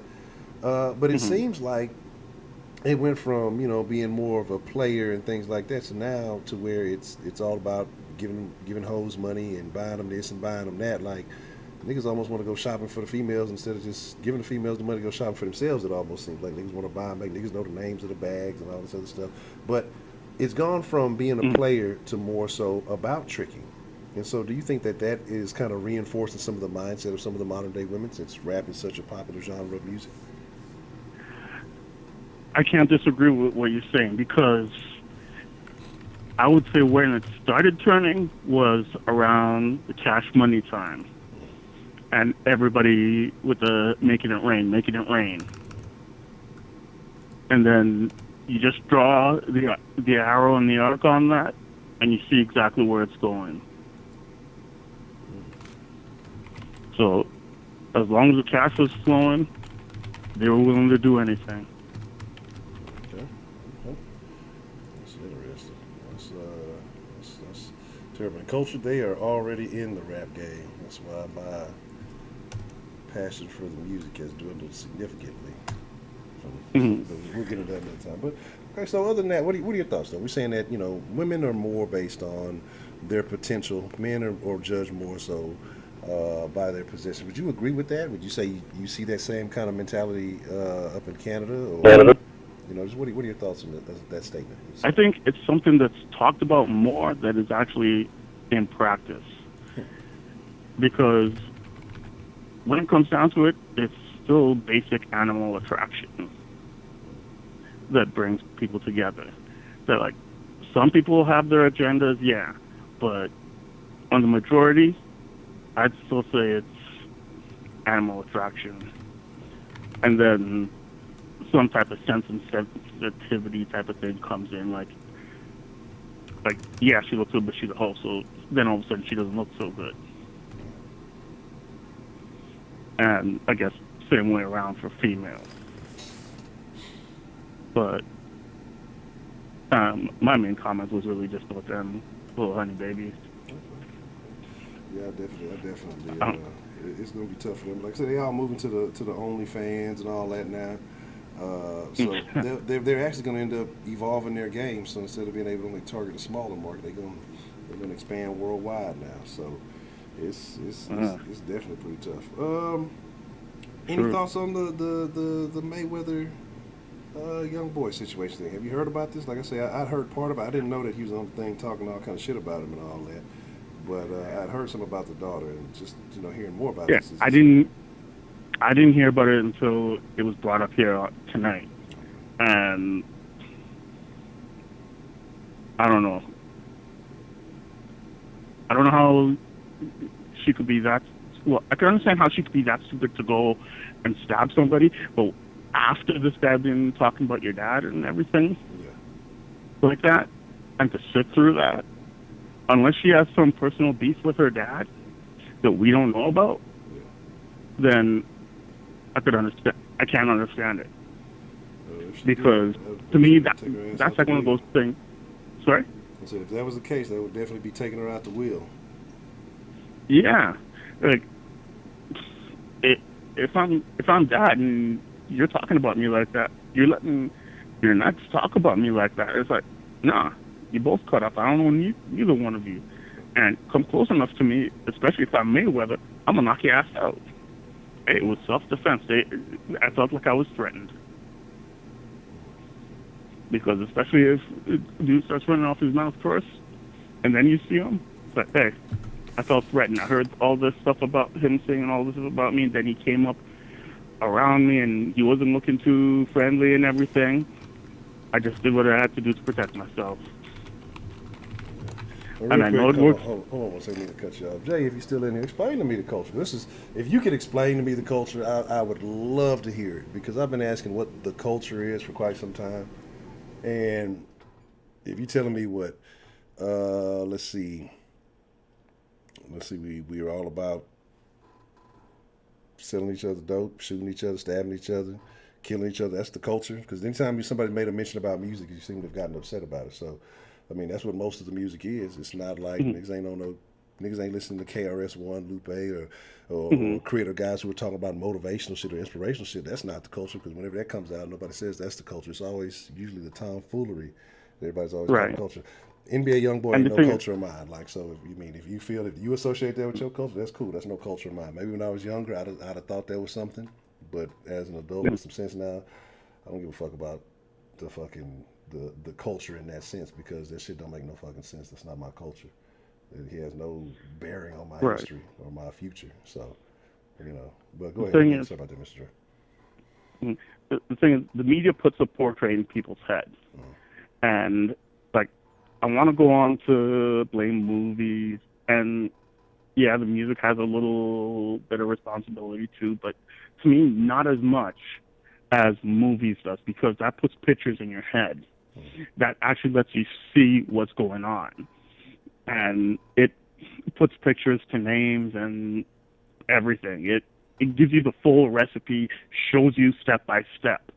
But the media themselves, when reporting stories, they always tend to show things in a certain light or towards a certain light.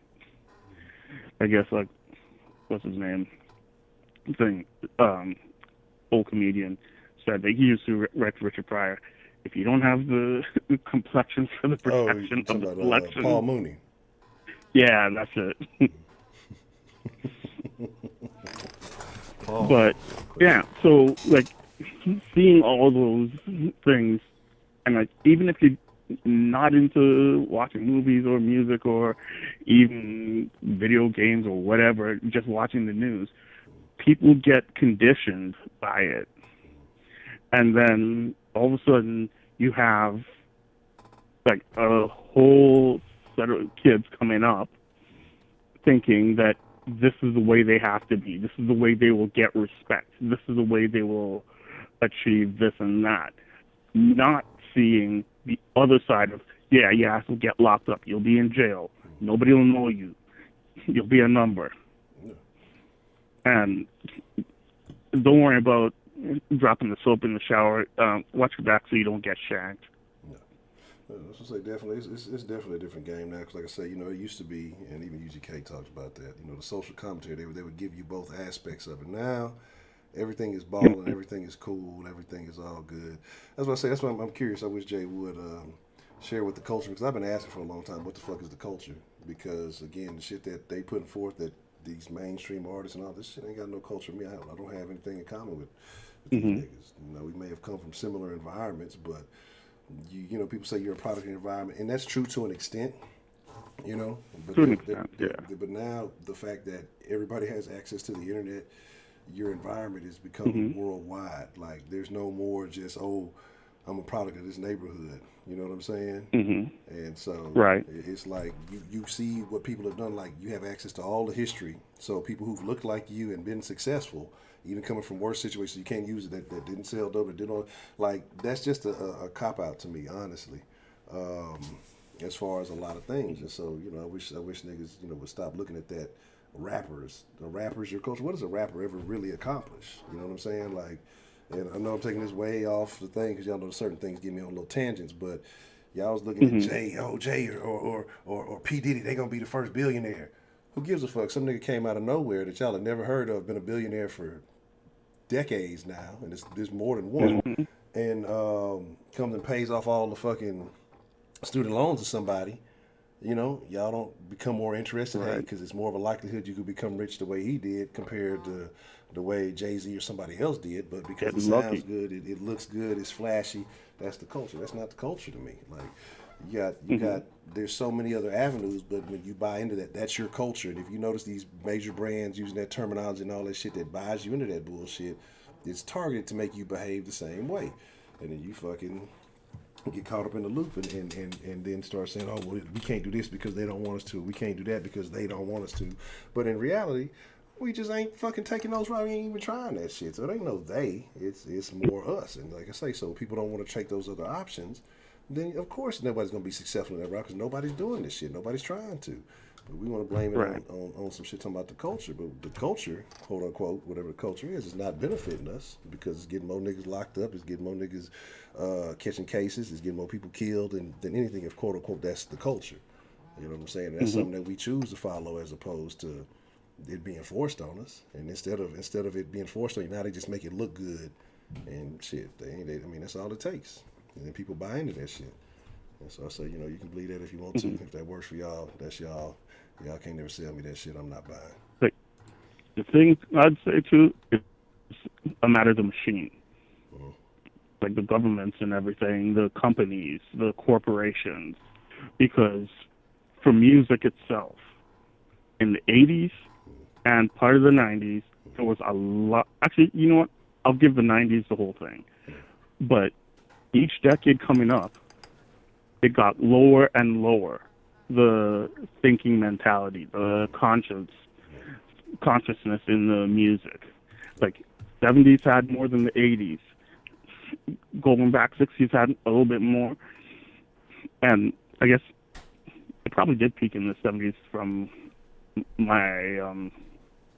what I know. But I know there was before that too. But coming up to now, it's like now you can't even find somebody that's going to be talking sense. And that goes for any genre, not just rap or pop or whatever. Because like even Michael Jackson, while he was doing his shake your booty down to the ground type stuff, he was talking about heal the world and all these other things. So all of these other things to make people think. Man in the Mirror and all that stuff. Yeah, R. Kelly wrote it, whatever, but he did it. R. Kelly had different things in his mind when he was writing than Michael had in his when he was singing it. Completely different intentions on that one. Definitely. Okay. Well, here's the deal, Mr. Reed, man. I know I talked for a good portion of your call there, and I apologize for that because something got me on a little tirade, but that'll be a good future topic for us to have. But anything else you want to say real quick before we get off the call? No. I was just dropping the honey baby thing, and I was going to throw up a juice. Okay. But you made it live. Well, that's a bit. Well, I appreciate the call, man, and like I say, hopefully I'll hear from you real soon. Definitely. All right, shout out to Dre, man. All right. Have a good evening. All right, bye. All the way from Canada with love. What's the motherfucking deal, man? Who we got calling into the den this evening? What's going on, Honcho? Wink, what's the motherfucking deal, man? What's on your mind, sir? Man, shit, I don't even fucking know no more, bro. Nigga, I've been on hold, nigga, for about 40 minutes. Nigga, it's always some outrageous ass motherfucking wait time. Yeah. Niggas be talking about nothing. Like, I don't know, man. I don't know. So real quick, before we dive all the way into it, because we talking about, men are judged by possessions, women being judged by potential. But have you heard the Mayweather thing? Like I said, a lot of this is kind of new to me. I briefly heard about it, but have you heard about the Mayweather daughter thing? Yeah, well, I was listening to that shit earlier. Basically, bro, it's a situation where this nigga, the nigga with the herpes, that she dates, I guess he didn't have an outbreak, otherwise she'd have it. But it's a situation where, he had his baby mom over, some shit like that, and I guess that's his fiance, or he used the term fiance, when he wants to address her, and that's fine.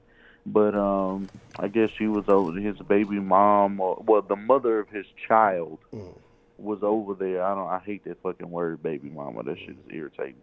But she stabbed the bitch for whatever reason. Like, at the end of the day, bitch, if you around, and unless you caught him with dick in her mouth, or like she was fucking this nigga where you sleep at, I mean, if they have a child together, then he has to deal with her whether you in the picture or not. Correct. Now, does that just mean like she's supposed to be in your bedroom talking and shit like that? No, I don't agree with no shit like that. But at the end of the day, it's just like you say, you don't check the pimp, you check the hoe. Mm-hmm. And in the situation, she checked the hoe and not the pimp. The hoe happens to be this nigga she dealing with, and the pimp is the fucking baby mom that has nothing to do with her. Correct. I don't understand the rationality behind the women do this especially, and it's not even just I never understand, because there's 90% of cases, just about every time you see a situation where it's a cheating, this woman cannot even know about you. It's either 50-50 whether she knows you about you or not. It's her choice going forward and how she feels about you, because for real, regardless if you got a woman or not, whatever your situation is, if a woman fuck with you, nigga, and as long as you telling her the truth, the pussy ain't gonna do nothing but get with her, and she gonna want to do the shit anyway. Correct. Just flat out, because you allowed her to make the choice. Correct. I mean, so we're not finna sit here and act like it's not a bunch of women out here who know these men got, married women and families and shit like that at home. It don't mean he don't love his wife or nothing like that, no less. It's just that, they ain't vibing right now, and they doing whatever the fuck it is that they doing. They made a decision. Correct. Now, I'm going to switch it to the angle of this story real quick. As you being a boxing fan and as being a father. from the point of if you were Floyd Mayweather, because apparently they said somebody talking shit to Floyd too, how would you handle that situation? Oh yeah, man. Look, bro. You remember when Tony got reckless on the phone with Sosa when he told that nigga, he said, "I warned you a long time ago, you fucking little monkey, not to fuck me." You remember when Tony got belligerent, like, "Who the fuck you talking to?" Yeah. You remember how Sosa looked when he hung the phone up? Yeah. It's that exact same situation. Ain't nothing to talk about. We're sending for the troops, and at the end of the day, when I catch that little nigga, I'm not finna snitch on myself. I ain't even gonna say what I'm gonna do. You ain't even gonna have no phone to ping of mine if the situation was to pop off. That nigga's a goner. But even more so than what he did, it's what his daughter didn't do. Yeah. Which is what really fucked me up. Like, bitch, I understand the nigga Floyd as a human being, he's a fuckboy. He's a complete trick ass nigga. You know, the nigga be getting robbed. The nigga be in the bedroom crying about hoes he had that other niggas got now. Like, you know what I'm saying? Like, he got a little man complex. And it ain't that he don't do a lot of good people, you know, a lot of good shit out here for other people. And he don't put people on and shit like that. But at the end of the day, bro, the way the nigga carries himself, the nigga always looking at another man's shoes and shit like that. And, you know, like always trying to stun on a nigga. Like, nigga, you got to buy the pussy. You got to buy respect. You have to buy, nigga, you have to buy your confidence. Because it's not natural. As much as he would like it to be, some shit is just not natural for him, and you can see it, and you could tell that nigga really just want to break down and cry in somebody's arms. That's what he really want to do, but was it, you know, is it afforded with the people that he may want to do that with? Maybe not. But, yeah, me and that young lady would have a real talk because, like, I don't give a fuck what the situation is. And, like, the fact that, like my partner said when we was listening to the shit when we was doing work earlier, the fact that this nigga double back twice, and I can understand this, the mentality that nigga Floyd already know, like, for one, I ain't finna lose no money behind the nigga, so I can understand him having a hell of a lot more problem, but because he can definitely do something with his daughter. Like, you 19, and, like, it's kind of like how Charlamagne said, like, you know, like how he feel like his daughter already lost to the streets because of the type of dude she dealing with. Nigga, I can almost guarantee you that element ain't been around in her life probably at all. You know, so it's probably a little phase, you know, where this whole good, you know, this bad guy shit, this shit, then again, ain't no bad guy. It ain't none of that. It's women, like all that bad boy shit, that ain't no real shit. It's a nigga with confidence, period, across the board. These so-called bad boy niggas, these niggas ain't got nothing but confidence. That's all it is. Whether he broke, whether he this, whether he that, he could be fat. It don't matter. You know, they don't. Women value shit in a totally different way than we do. You know what I'm saying? They value good conversation and time. You get that, you get into their head, everything else can fall into place sooner than later. So it's not really that hard, but for that young lady not to immediately come out and be like, I don't know who the fuck you think you was talking to, nigga. You ain't talking to my daddy like that. I'm pretty sure that nigga called her phone after this bitch just got bailed out of prison by her daddy, more than likely. And this is like how you allow somebody who done took care of you your whole life. And I don't know what their situation is. I don't know if he tried to buy all their love. I don't know how much time he spent. I know how much time he had to put into his own craft to make sure that she got the best life possible. And if that ain't sacrifice on his part, then I don't know what the fuck it is that this girl wants in life. I understand she wants time. I understand she wants love. I understand she wants affection from her father, like any person with parents would feel. And that's not just a woman. That's just not for a daughter. That's for your son too. If hell, with the way that boys are being raised now, shit, they need it just as much as these damn girls do. Correct. You know what I'm saying? So, yeah, that's how I would react to it. Like, ain't nothing else to be said. I'm hanging the phone up like Sosa. Just expect when that nigga wake up, he gonna be surrounded, nigga, by goons, and the rest is gonna handle itself. Okay. Point blank. Period. You are in no position, nigga, to be talking to a grown man like that. And it's clear that the nigga don't.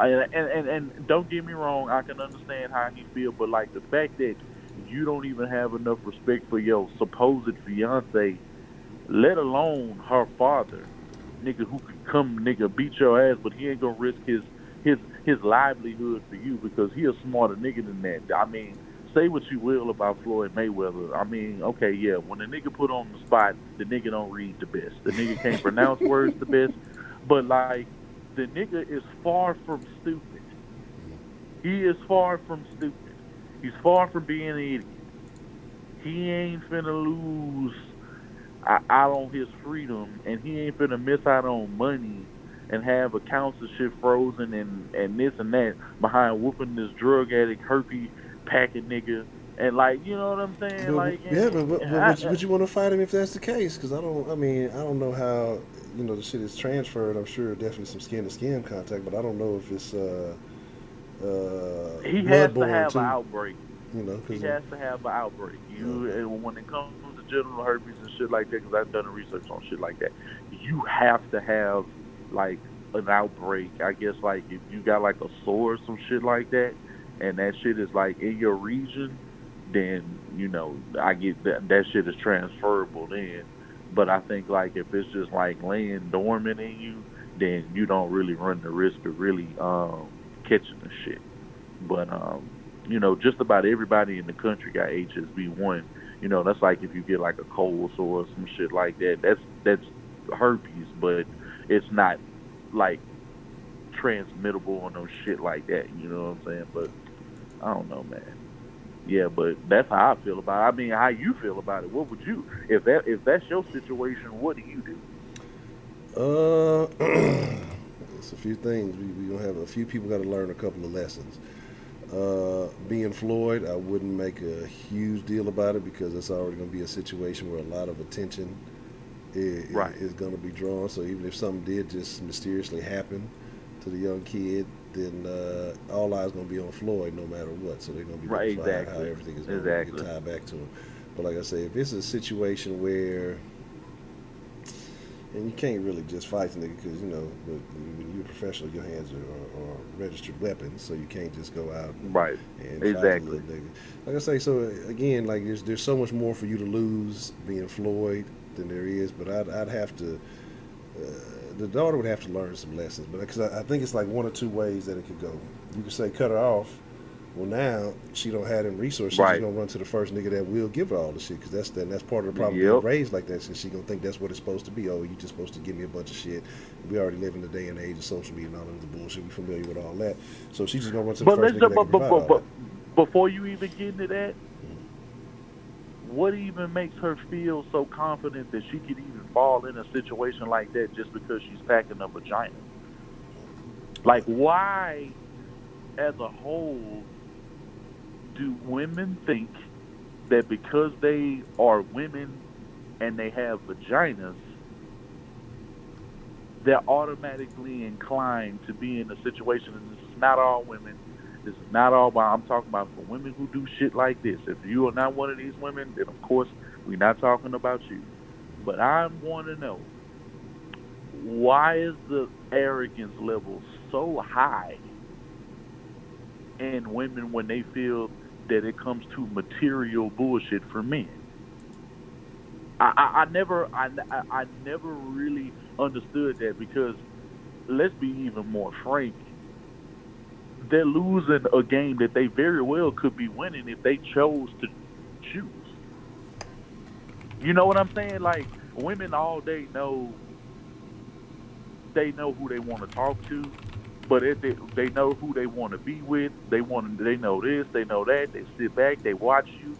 If they really paying attention, why is it that so many women are sitting here waiting when they can have the things they want just by opening their fucking mouth? Which is another conversation. Women are unstable creatures. Like old buddy said. But the thing about women, like I say, it's questionable. Like sometimes I think about it, is it Is it all the woman's fault? Is it the man's fault for allowing this behavior? Is it society's fault for encouraging this behavior? I mean, or is it the woman's fault for a lack of accountability for her actions? Is it the parenting? Like, what do you think? I'm gonna exclude the man. I'm gonna exclude the man because he's a natural hunter, and a woman has no skills to hunt what she wants. You know what I'm saying? And what I mean by that, a woman is not finna game no man as far as like she finna come up to this nigga and say something charming and sweep him off his feet. Correct. A woman don't have to say a goddamn thing. All she got to do, nigga, is say, "Take my number, nigga. Call me. We'll see what's gonna happen." Yeah. Literally, it's that easy. Like, literally, like, if she want to fuck, if that's her choice, all she got to do, nigga, is be like Pandora from Baby Boy, say, "Nigga, stop bullshitting and come get this pussy." A nigga finna come, for one, he gonna think she playing, but depending on her tone and how it sounds when she says it, if she sounds convinced, he ain't finna play no games. Correct. A woman can really have what she wants at her whim if she has the resources and the talent to get what she wants.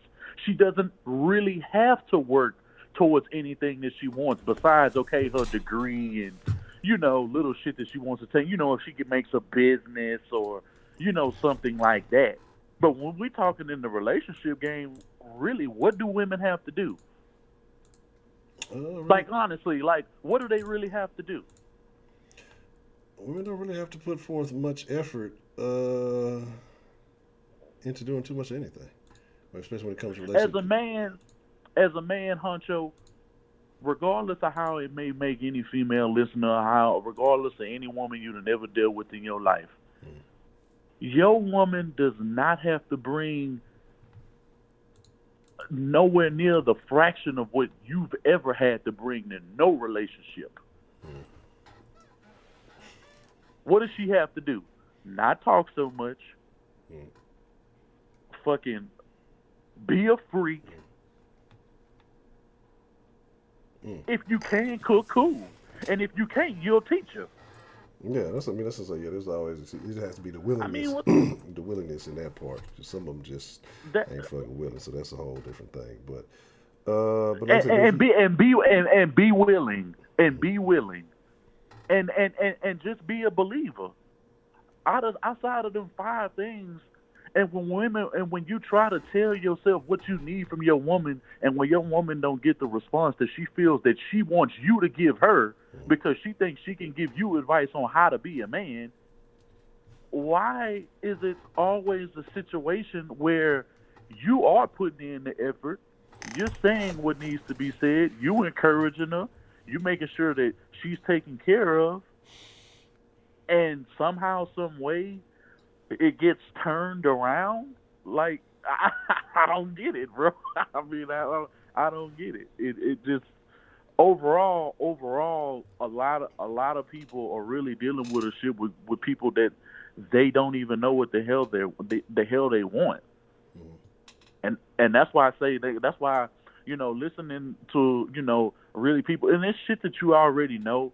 But Patrice makes a great fucking point when he says this, like, women don't want to win, they want a winner. They want a nigga who they can look at in awe. Like, you don't have to tell him nothing, you don't have to show him how to be no man, he knows already.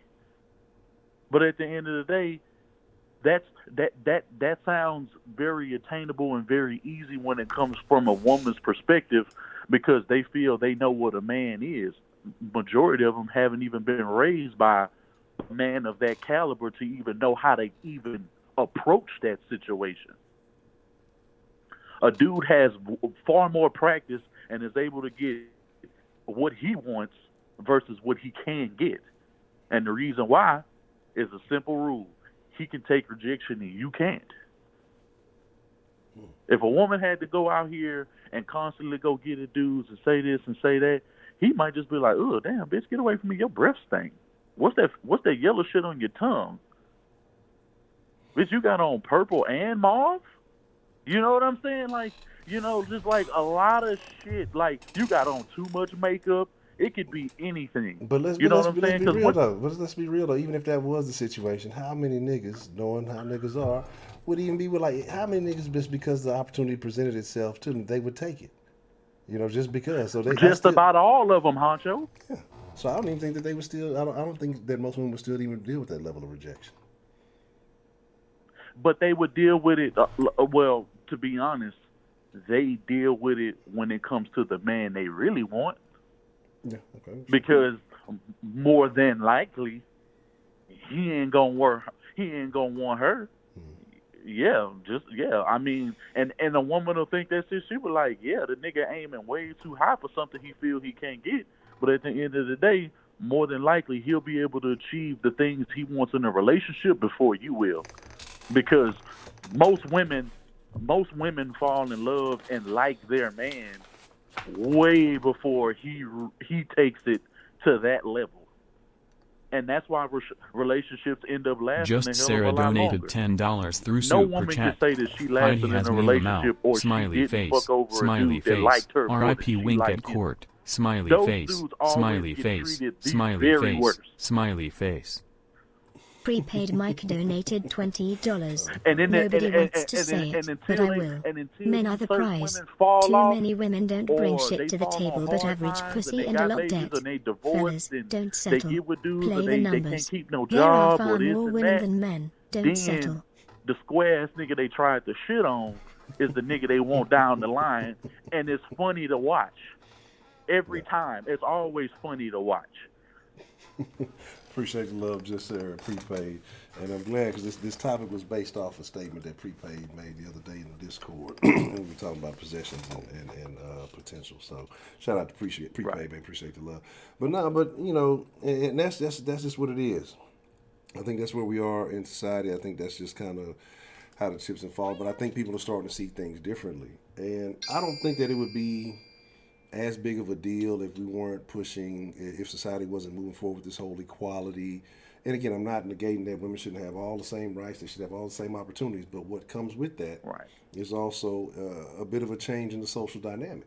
You can't want all the other stuff to be there, on the table to be fair, but then men are still expected to do all the other traditional things. When men had the dominant roles, when men had to, be the breadwinner, had to take care of home, take care of, be the protector, be the provider, be all these things. When it was just only expected because men were getting the jobs and all that stuff, then of course he also had to be the aggressor in the relationship and all this other stuff. But now, like women still want all that other stuff. They want the equality, but now it's like a new level of mind game also that's being brought to the damn table. Yeah. You know what I'm saying? And so it's just like, I don't think women realize it. I'm not saying that y'all don't have it difficult, that y'all do have y'all own fair share of issues. But it's much tougher being a man trying to go out and find a quality relationship because the odds are stacked against you in reality, Oh yeah, absolutely. Yeah, so it's way more men in the prison industrial complex. It's more dudes that's gay. It's more dudes that's this and that. You know what I'm saying? Or the dudes that got away now they married, or they in other meaningful relationships with other women, because it's no dude that you look at that you really look at that's all what you want that ain't taken by somebody else, and you don't hope to have that for yourself if you don't have it already. You know what I'm saying? And it's just one of them situations where, like the numbers game alone, a man always gonna be winning. And at the end of the day, we get quality when we make Sarah the final donated decision. $20 through it's about Super Chat. quantity for us. R.I.P. Wink's conversation. Like them. Smiley face. Smiley face. Smiley face. If a woman face. is lucky, she may find 3 quality men her entire life. And that's from a dating aspect. That may be, and they may not even fell out or stopped dating, over a bullshit reason. It could have been, hey, they moved, or they took an opportunity, or somebody died. It could be any any kind of circumstance. But it's just like the scale will always be in our favor. And the whole shit about the whole equal to us, women don't want to be fucking equal to us. And we definitely don't want to. And there is no equality in this situation. Period. It's nothing equal about it. It ain't nothing equal about it in the justice system. It ain't nothing fucking equal about it in nature. It ain't nothing equal about it. If I have to protect, if you don't have to protect me, you don't have to like if you have emotional instability, I have to be the one that's strong to make you feel more confident and feel better about yourself in order for you to maybe get through the day. Because people deal with certain shit, you know, in this on a day-to-day basis.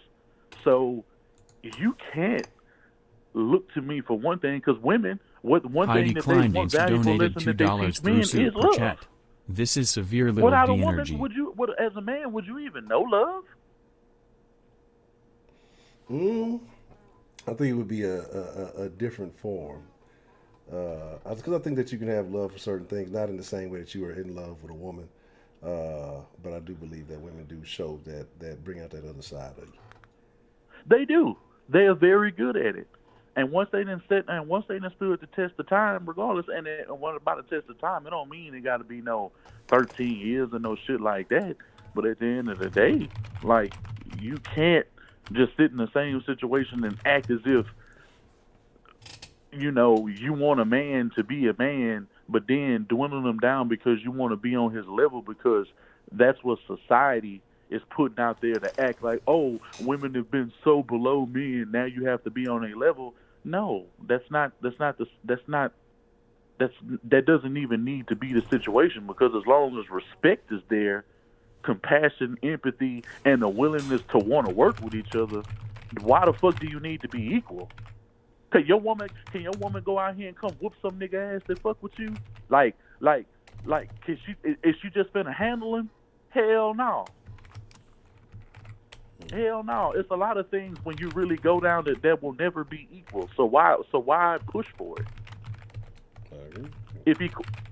If you mean an equal in respect, then okay. Well, of course. If you're talking friendship, if you're talking about building something, then in those facets, okay, yeah, you can be equal. In a partnership, of course, but in an actual like life, I don't think you could never be equal, and you don't need to. Just live. Okay. All right. That's a BET. Well, here's the deal, Mr. Wing. I'm finna get ready to wind it down. It's about that time. But I appreciate you. I know you had a long wait, so I appreciate you waiting and being able to share your thoughts with us, man. Oh yeah, man. I had to go ahead and get that on up out of there. I wasn't even trying to go to all these damn places. I didn't even know what the fuck I was going to talk about no more, because I was on hold so goddamn long. Yeah, sometimes the line just do its own thing. Sometimes I don't even, I just see the missed call. After Miss Bell called, I don't know what the hell nobody was talking about. I see everybody in the damn chat talking about, who is this on the phone? They talking about Dan. Oh shit, he on tripping. Is he on LSD or something like that? I'm saying all kind of crazy shit. Dan went in. Dan had to let him know, man. Fuck them hoes. Already. But that's the BET, man, Mr. Mc. I appreciate the call, man. Already, man. Y'all have a good night. Already. Yeah. All right, that's probably going to be it for this evening, but I do want to, I want to bring up what Mr. Prepaid said. For those of you who didn't know, this was premise based on what Mr. Prepaid was saying the other night. I ended up kind of tapping out on the conversation. I believe it was a conversation we were speaking to D-Love. He says, nobody wants to say it, but I will. Men are the prize. Too many women don't bring shit to the table, but average pussy and a lot of debt. Fellas, don't settle. Play the numbers. There are far more women than men. Don't settle. And these are facts. You know. And my thing is, you'll always have options. And again, being a man, age tends to favor. Come on, Roger. Hoeing the best thing. Well, what you thought? You thought that the corona was gonna stop? It was gonna stop that pimping? No, sir. But that's where it's gonna spread. Motherfuckers gonna get yamped up, catch the yamp from the tramps.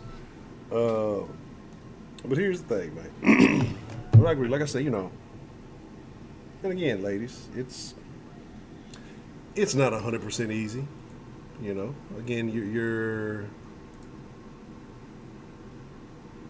I gotta figure out what's going on with the bot too.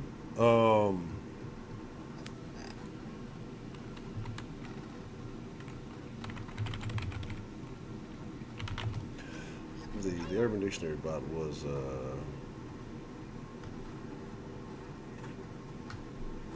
nice. I don't know what happened to it. I don't know why it changed, but we'll see.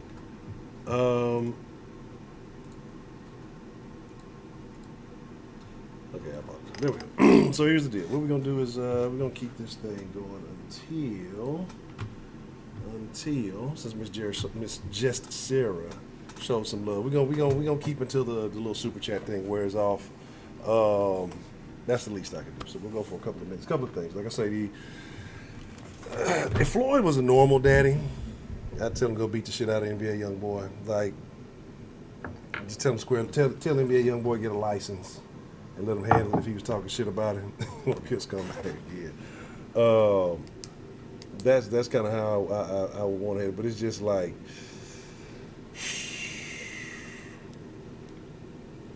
it's like, ain't no way. But that's, these young niggas, you can't tell them shit. It is what it is. Remember that nigga who looked just like, it was like a nigga that looked just like NBA YoungBoy that did like some parodies of his shit. I think they was from the same little hood or something too. But that's what I want to get to. That's what I want to get back to Jay. Jay had made a comment about the culture, and we've had that topic a couple of times. I'm always one willing to bring it up again.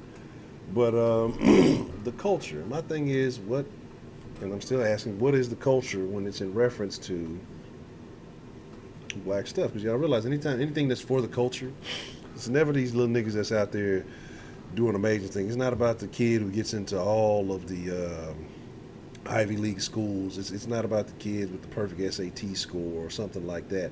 That's never black excellence. That's never the culture. Look at this 2-year-old doing some sloppy ass popular dance move for the culture. Like, what the fuck is that? I don't give a fuck about that shit. Like, that's the type of shit that, your average niggas is promoting. That's for the culture. Y'all ain't understand the culture, man. Fuck that if that's the culture. Like, because that culture ain't about growth. It ain't about progress. It's about being a fucking follower and doing the most popular ass dumb shit that everybody else is doing. Not about exhibiting some type of intelligence, brain power, creativity, uniqueness. Like, if that's what the culture is about, and I don't want shit to do with that, then fuck the culture, man. Like, that's why I'm a big anti-TikTok person, because I don't get it. Like, so I'm going to do this thing, and then we all going to do the same shit that everybody else is doing. Like, that's the culture. Like, that's what it is. And my thing is, like, motherfuckers get mad, about certain little things. Oh, well, I don't understand what there's not to get, because, you put it on Front Street. Here's my thing, too. A lot of niggas get mad. White people are doing this. They're taking this and they took that. And then they trademarked it, or somebody else really started. Well, whose fucking fault is that? Like, we've heard this story 1,000 times by now. Like, if you didn't take advantage of your situation and your little dance or your little song or your little whatever the fuck it is, and you didn't capitalize it and find a way to make it profitable or monetize it, and somebody else did find a way, whose fault is that? Right? Like, whose fault is that? Like, that you didn't benefit off your thing. It is what it is. So, when I hear somebody say something, they took it and then they stole this from somebody, I said, I don't look at it like that. They found a way to make something that somebody else may have created profitable. If that person didn't have that idea, then they never would have. So that's not, the fault of the person who found a way to make money off of it. Like, I'm not mad at them for that. Now, if I'm trying to profit off something and you steal my whole thing and just maybe market it a little bit better, that's a little bit different. But if you weren't trying to make money off of it, so it is what it is. But again, like I said, that's what I'm waiting for somebody to explain to me, the culture. Because everybody uses this for the culture. But you never see the culture when it has to do with something relevant. It's some fly-ass clothes. It's some shoes. It's this new rap song, whatever some new rapper is, what some dance is. Look at these little kids dancing. Mike donated $20. Yeah, she bought me some shoes, but I don't wear them. She bought me 2 pairs of Chanel shoes. Well, I wore the black Chanel shoes. Y'all keep saying I need a girl, I don't bitch. And fuck her bitch as daddy bitch. NBA Youngboy 2020. Wow. Wow. Wow. Wow, that's what this motherfucker said? Wow. But see, here's the thing. Here's what's going on with it too. And from a statement like that, appreciate the love prepaid. It says, yes, she bought me some shoes, but I don't wear them. She bought me 2 pairs of Chanel shoes. Well, I wore the black ones, so that already negates the statement that you just said. So they did wear them. And then y'all keep saying the girl, but I don't. And fuck her bitch ass daddy. Wow.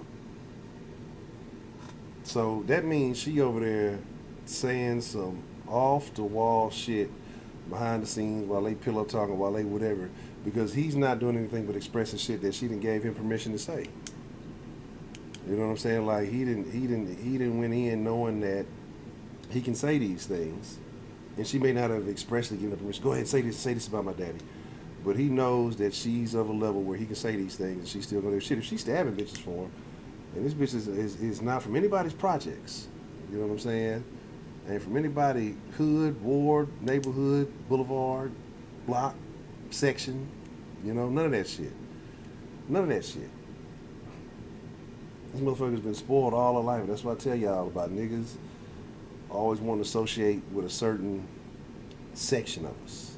Now, if you grew up a particular kind of way and you got people that's still in that situation, I'm not telling you abandon everybody, say fuck them, they ain't shit. If you got people who still doing whatever and you feel it's kosher, whatever, that's your choice. I've already told y'all that me personally, I think you gotta abandon some niggas. Some people just gotta get left behind. You know, you gotta cut some dead weight. But for the people who have never been affiliated, ain't got no family in the hood, ain't got no association, ain't got no business being in anybody's particular neighborhood or dealing with certain niggas of a certain caliber, of a low caliber. But yet, we as black people mainly go running and gravitating towards that mentality. Like, again, you know, I saw Jay say something about it earlier. Why I care about what rich white people do? Because honestly, I don't give a shit what anybody does. But my thing is just making a comparison as you sit here and wonder why certain problems exist. Because we'll be the first to blame, oh, well, it's white people the reason that this happened. And white people ain't telling you niggas who've come up well to go back and hang out with niggas in the hood. It's just some shit that niggas feel like proving yourself that you got some kind of hood, you're a rite of passage. It's like, that's just, you got to prove that you a real nigga. All this other shit. And then we talking about the women, and they go gravitate towards this shit, and then 5-10 years down the line, because you got to think about it, she's been born into opulence, has lived nothing but a nice life, ain't never had to struggle. She probably ain't never even ate a pack of ramen noodles. You know what I'm saying? You know, and so, but for somehow she's relating to all these niggas who ain't never had shit, right? Apparently she's probably, you know, glorifying that she get caught up in the music just like everybody else. And we sit here and say the music has a main influence. She wouldn't be fucking with Youngboy if it wasn't because of his music. So to sit here and say, oh, the music don't impact me, yeah, it might not impact you. But it impacts, as a whole, it has a negative impact on the culture, if you will. And so my thing is, like,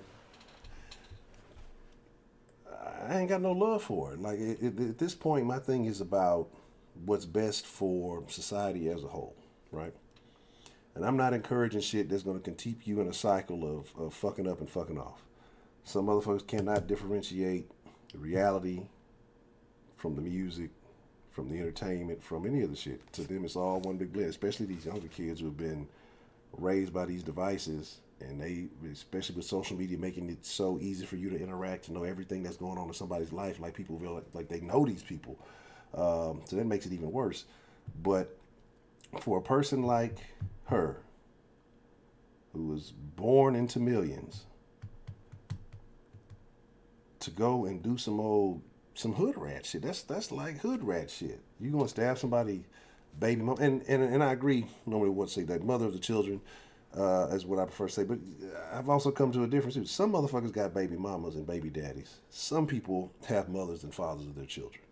You got some people who they just couldn't work it out but they still co-parent well enough, and they're raising their child in the best environment possible. Some motherfuckers are baby mamas and baby daddies, and they're terrible parents. You know, sometimes the mother of a child can get with a baby daddy. Sometimes the father of a child can get with a baby mama. And so it's not like it's exclusive to each. But sometimes you think one thing and the kid comes and you realize, damn it, I didn't find a mother, I got a baby mama. And so you're stuck in that fucking position. It's fucked up. But, you know, that's, again, you've had all the best in the world, and that's what we was talking about class. Like, I think you can be born poor. You can be born in the worst conditions ever. And I'm not talking about some old great expectation shit. But if you want better, you can do better. You can observe and realize, okay, these actions make my life better. These methods improve my life. But when you got a lot of motherfuckers that get rich and say they're going to keep it real. And that's why I hate the term keep it real, because it can mean so many things. Like, keep it real, being 100% honest, that's one thing.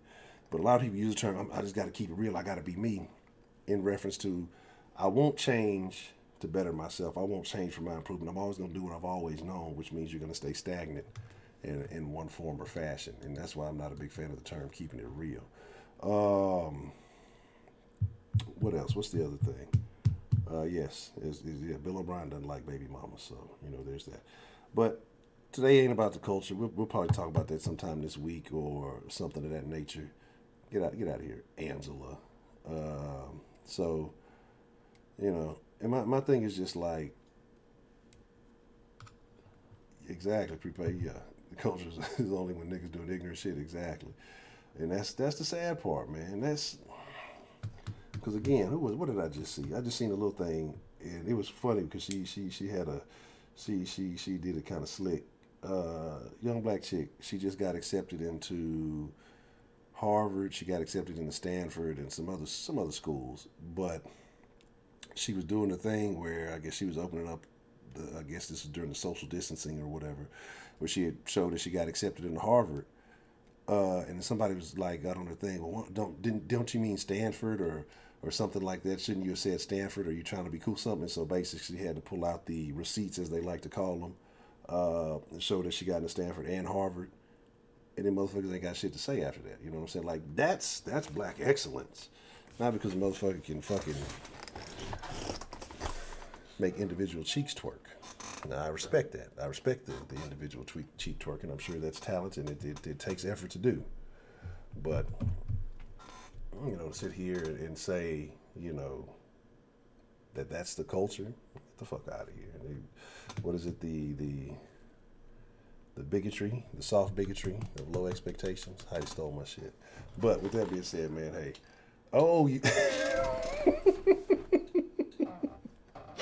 your thoughts on Tiger King, prepaid? I meant to ask you the other day if you had a chance to see that. Yeah, we winded down, but just a couple of points that had to be made. You saw, just, you know, as we was winding. I'm telling you that everything. That's what I'm saying. It's like just hearing somebody explain it, you're like, I don't know. This sounds like some old weird shit, but just everything that was some real live redneck as the world turns, just general. I mean, it was any and everything. You gotta watch it, culture. You gotta watch it.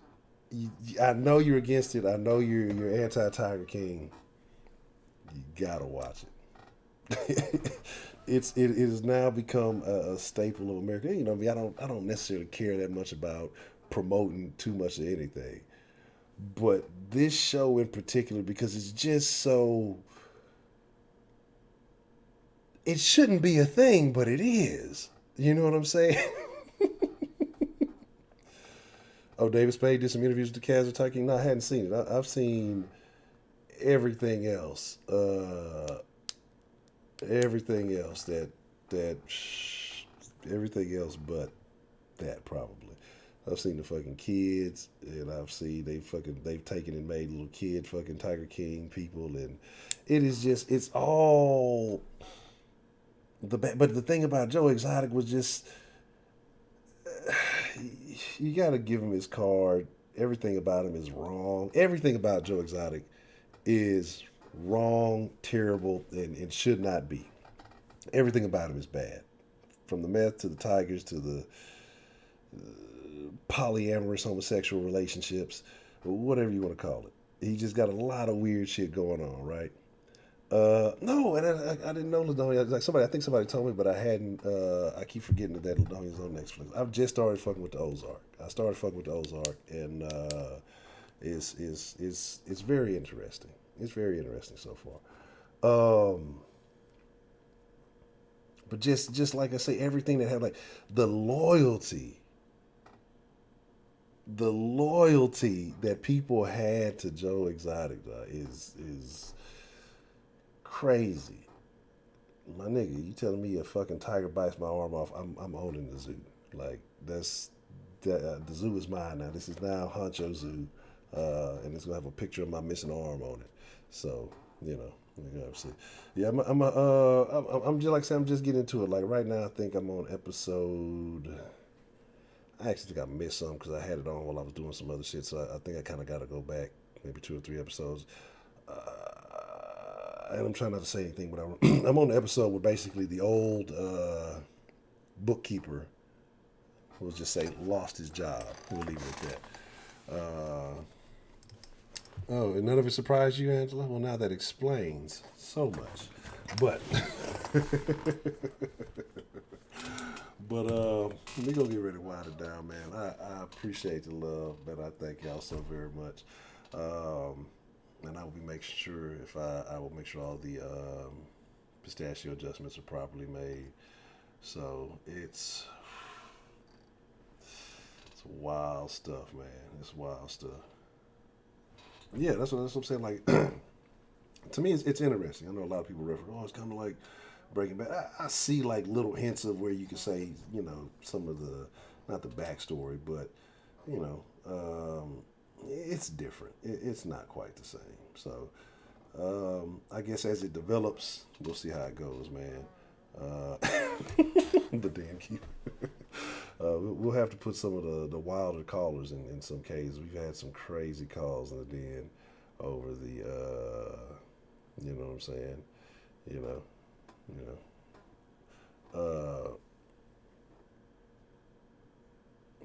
Yeah, he definitely cold-blooded with it. That's what I'm saying. Like, that's my thing. Like, let me tell you something. This is something I was thinking, and I'm gonna be done after this. It's just something to leave a few thoughts on. And this is why I say with niggas in power and all this other shit.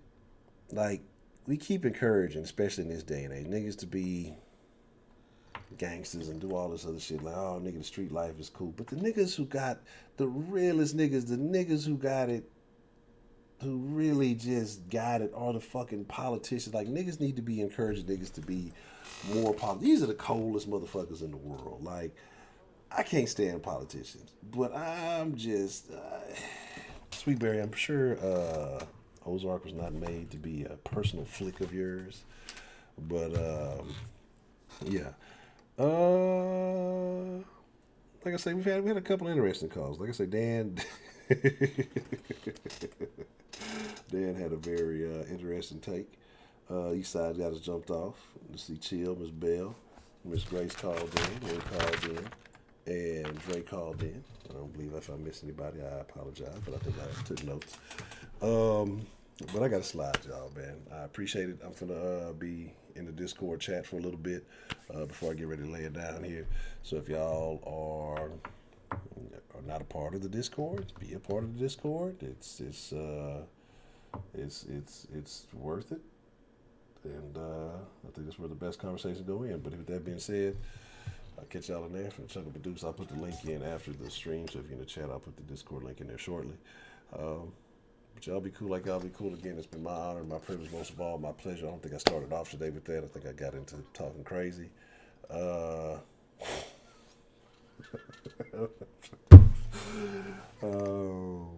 done. Y'all better go to the hub. Premium free for a month. Y'all better get y'all some of that hub action. Trying to blame Ozark for your sexual depravity. I'm out of here. Y'all have a good evening. Until next time, tomorrow, most likely in the evening, but I'm gonna try to squeeze a date in. I'll make sure it's a help up ahead of time in case I do, but no promises right now. How about? Angela and Sweetberry, terrible. Just terrible. I cannot believe the shenanigans that these things alone. Bad people. Miss Meat is a bad person. Sweetberry is a bad person, and they're looking to quality family shows. Oh, now you're just talking crazy, Miss Angela. Let your stream over, and I'd put you in timeout for that. You got to learn how to use categories in the search engine. I'm gone.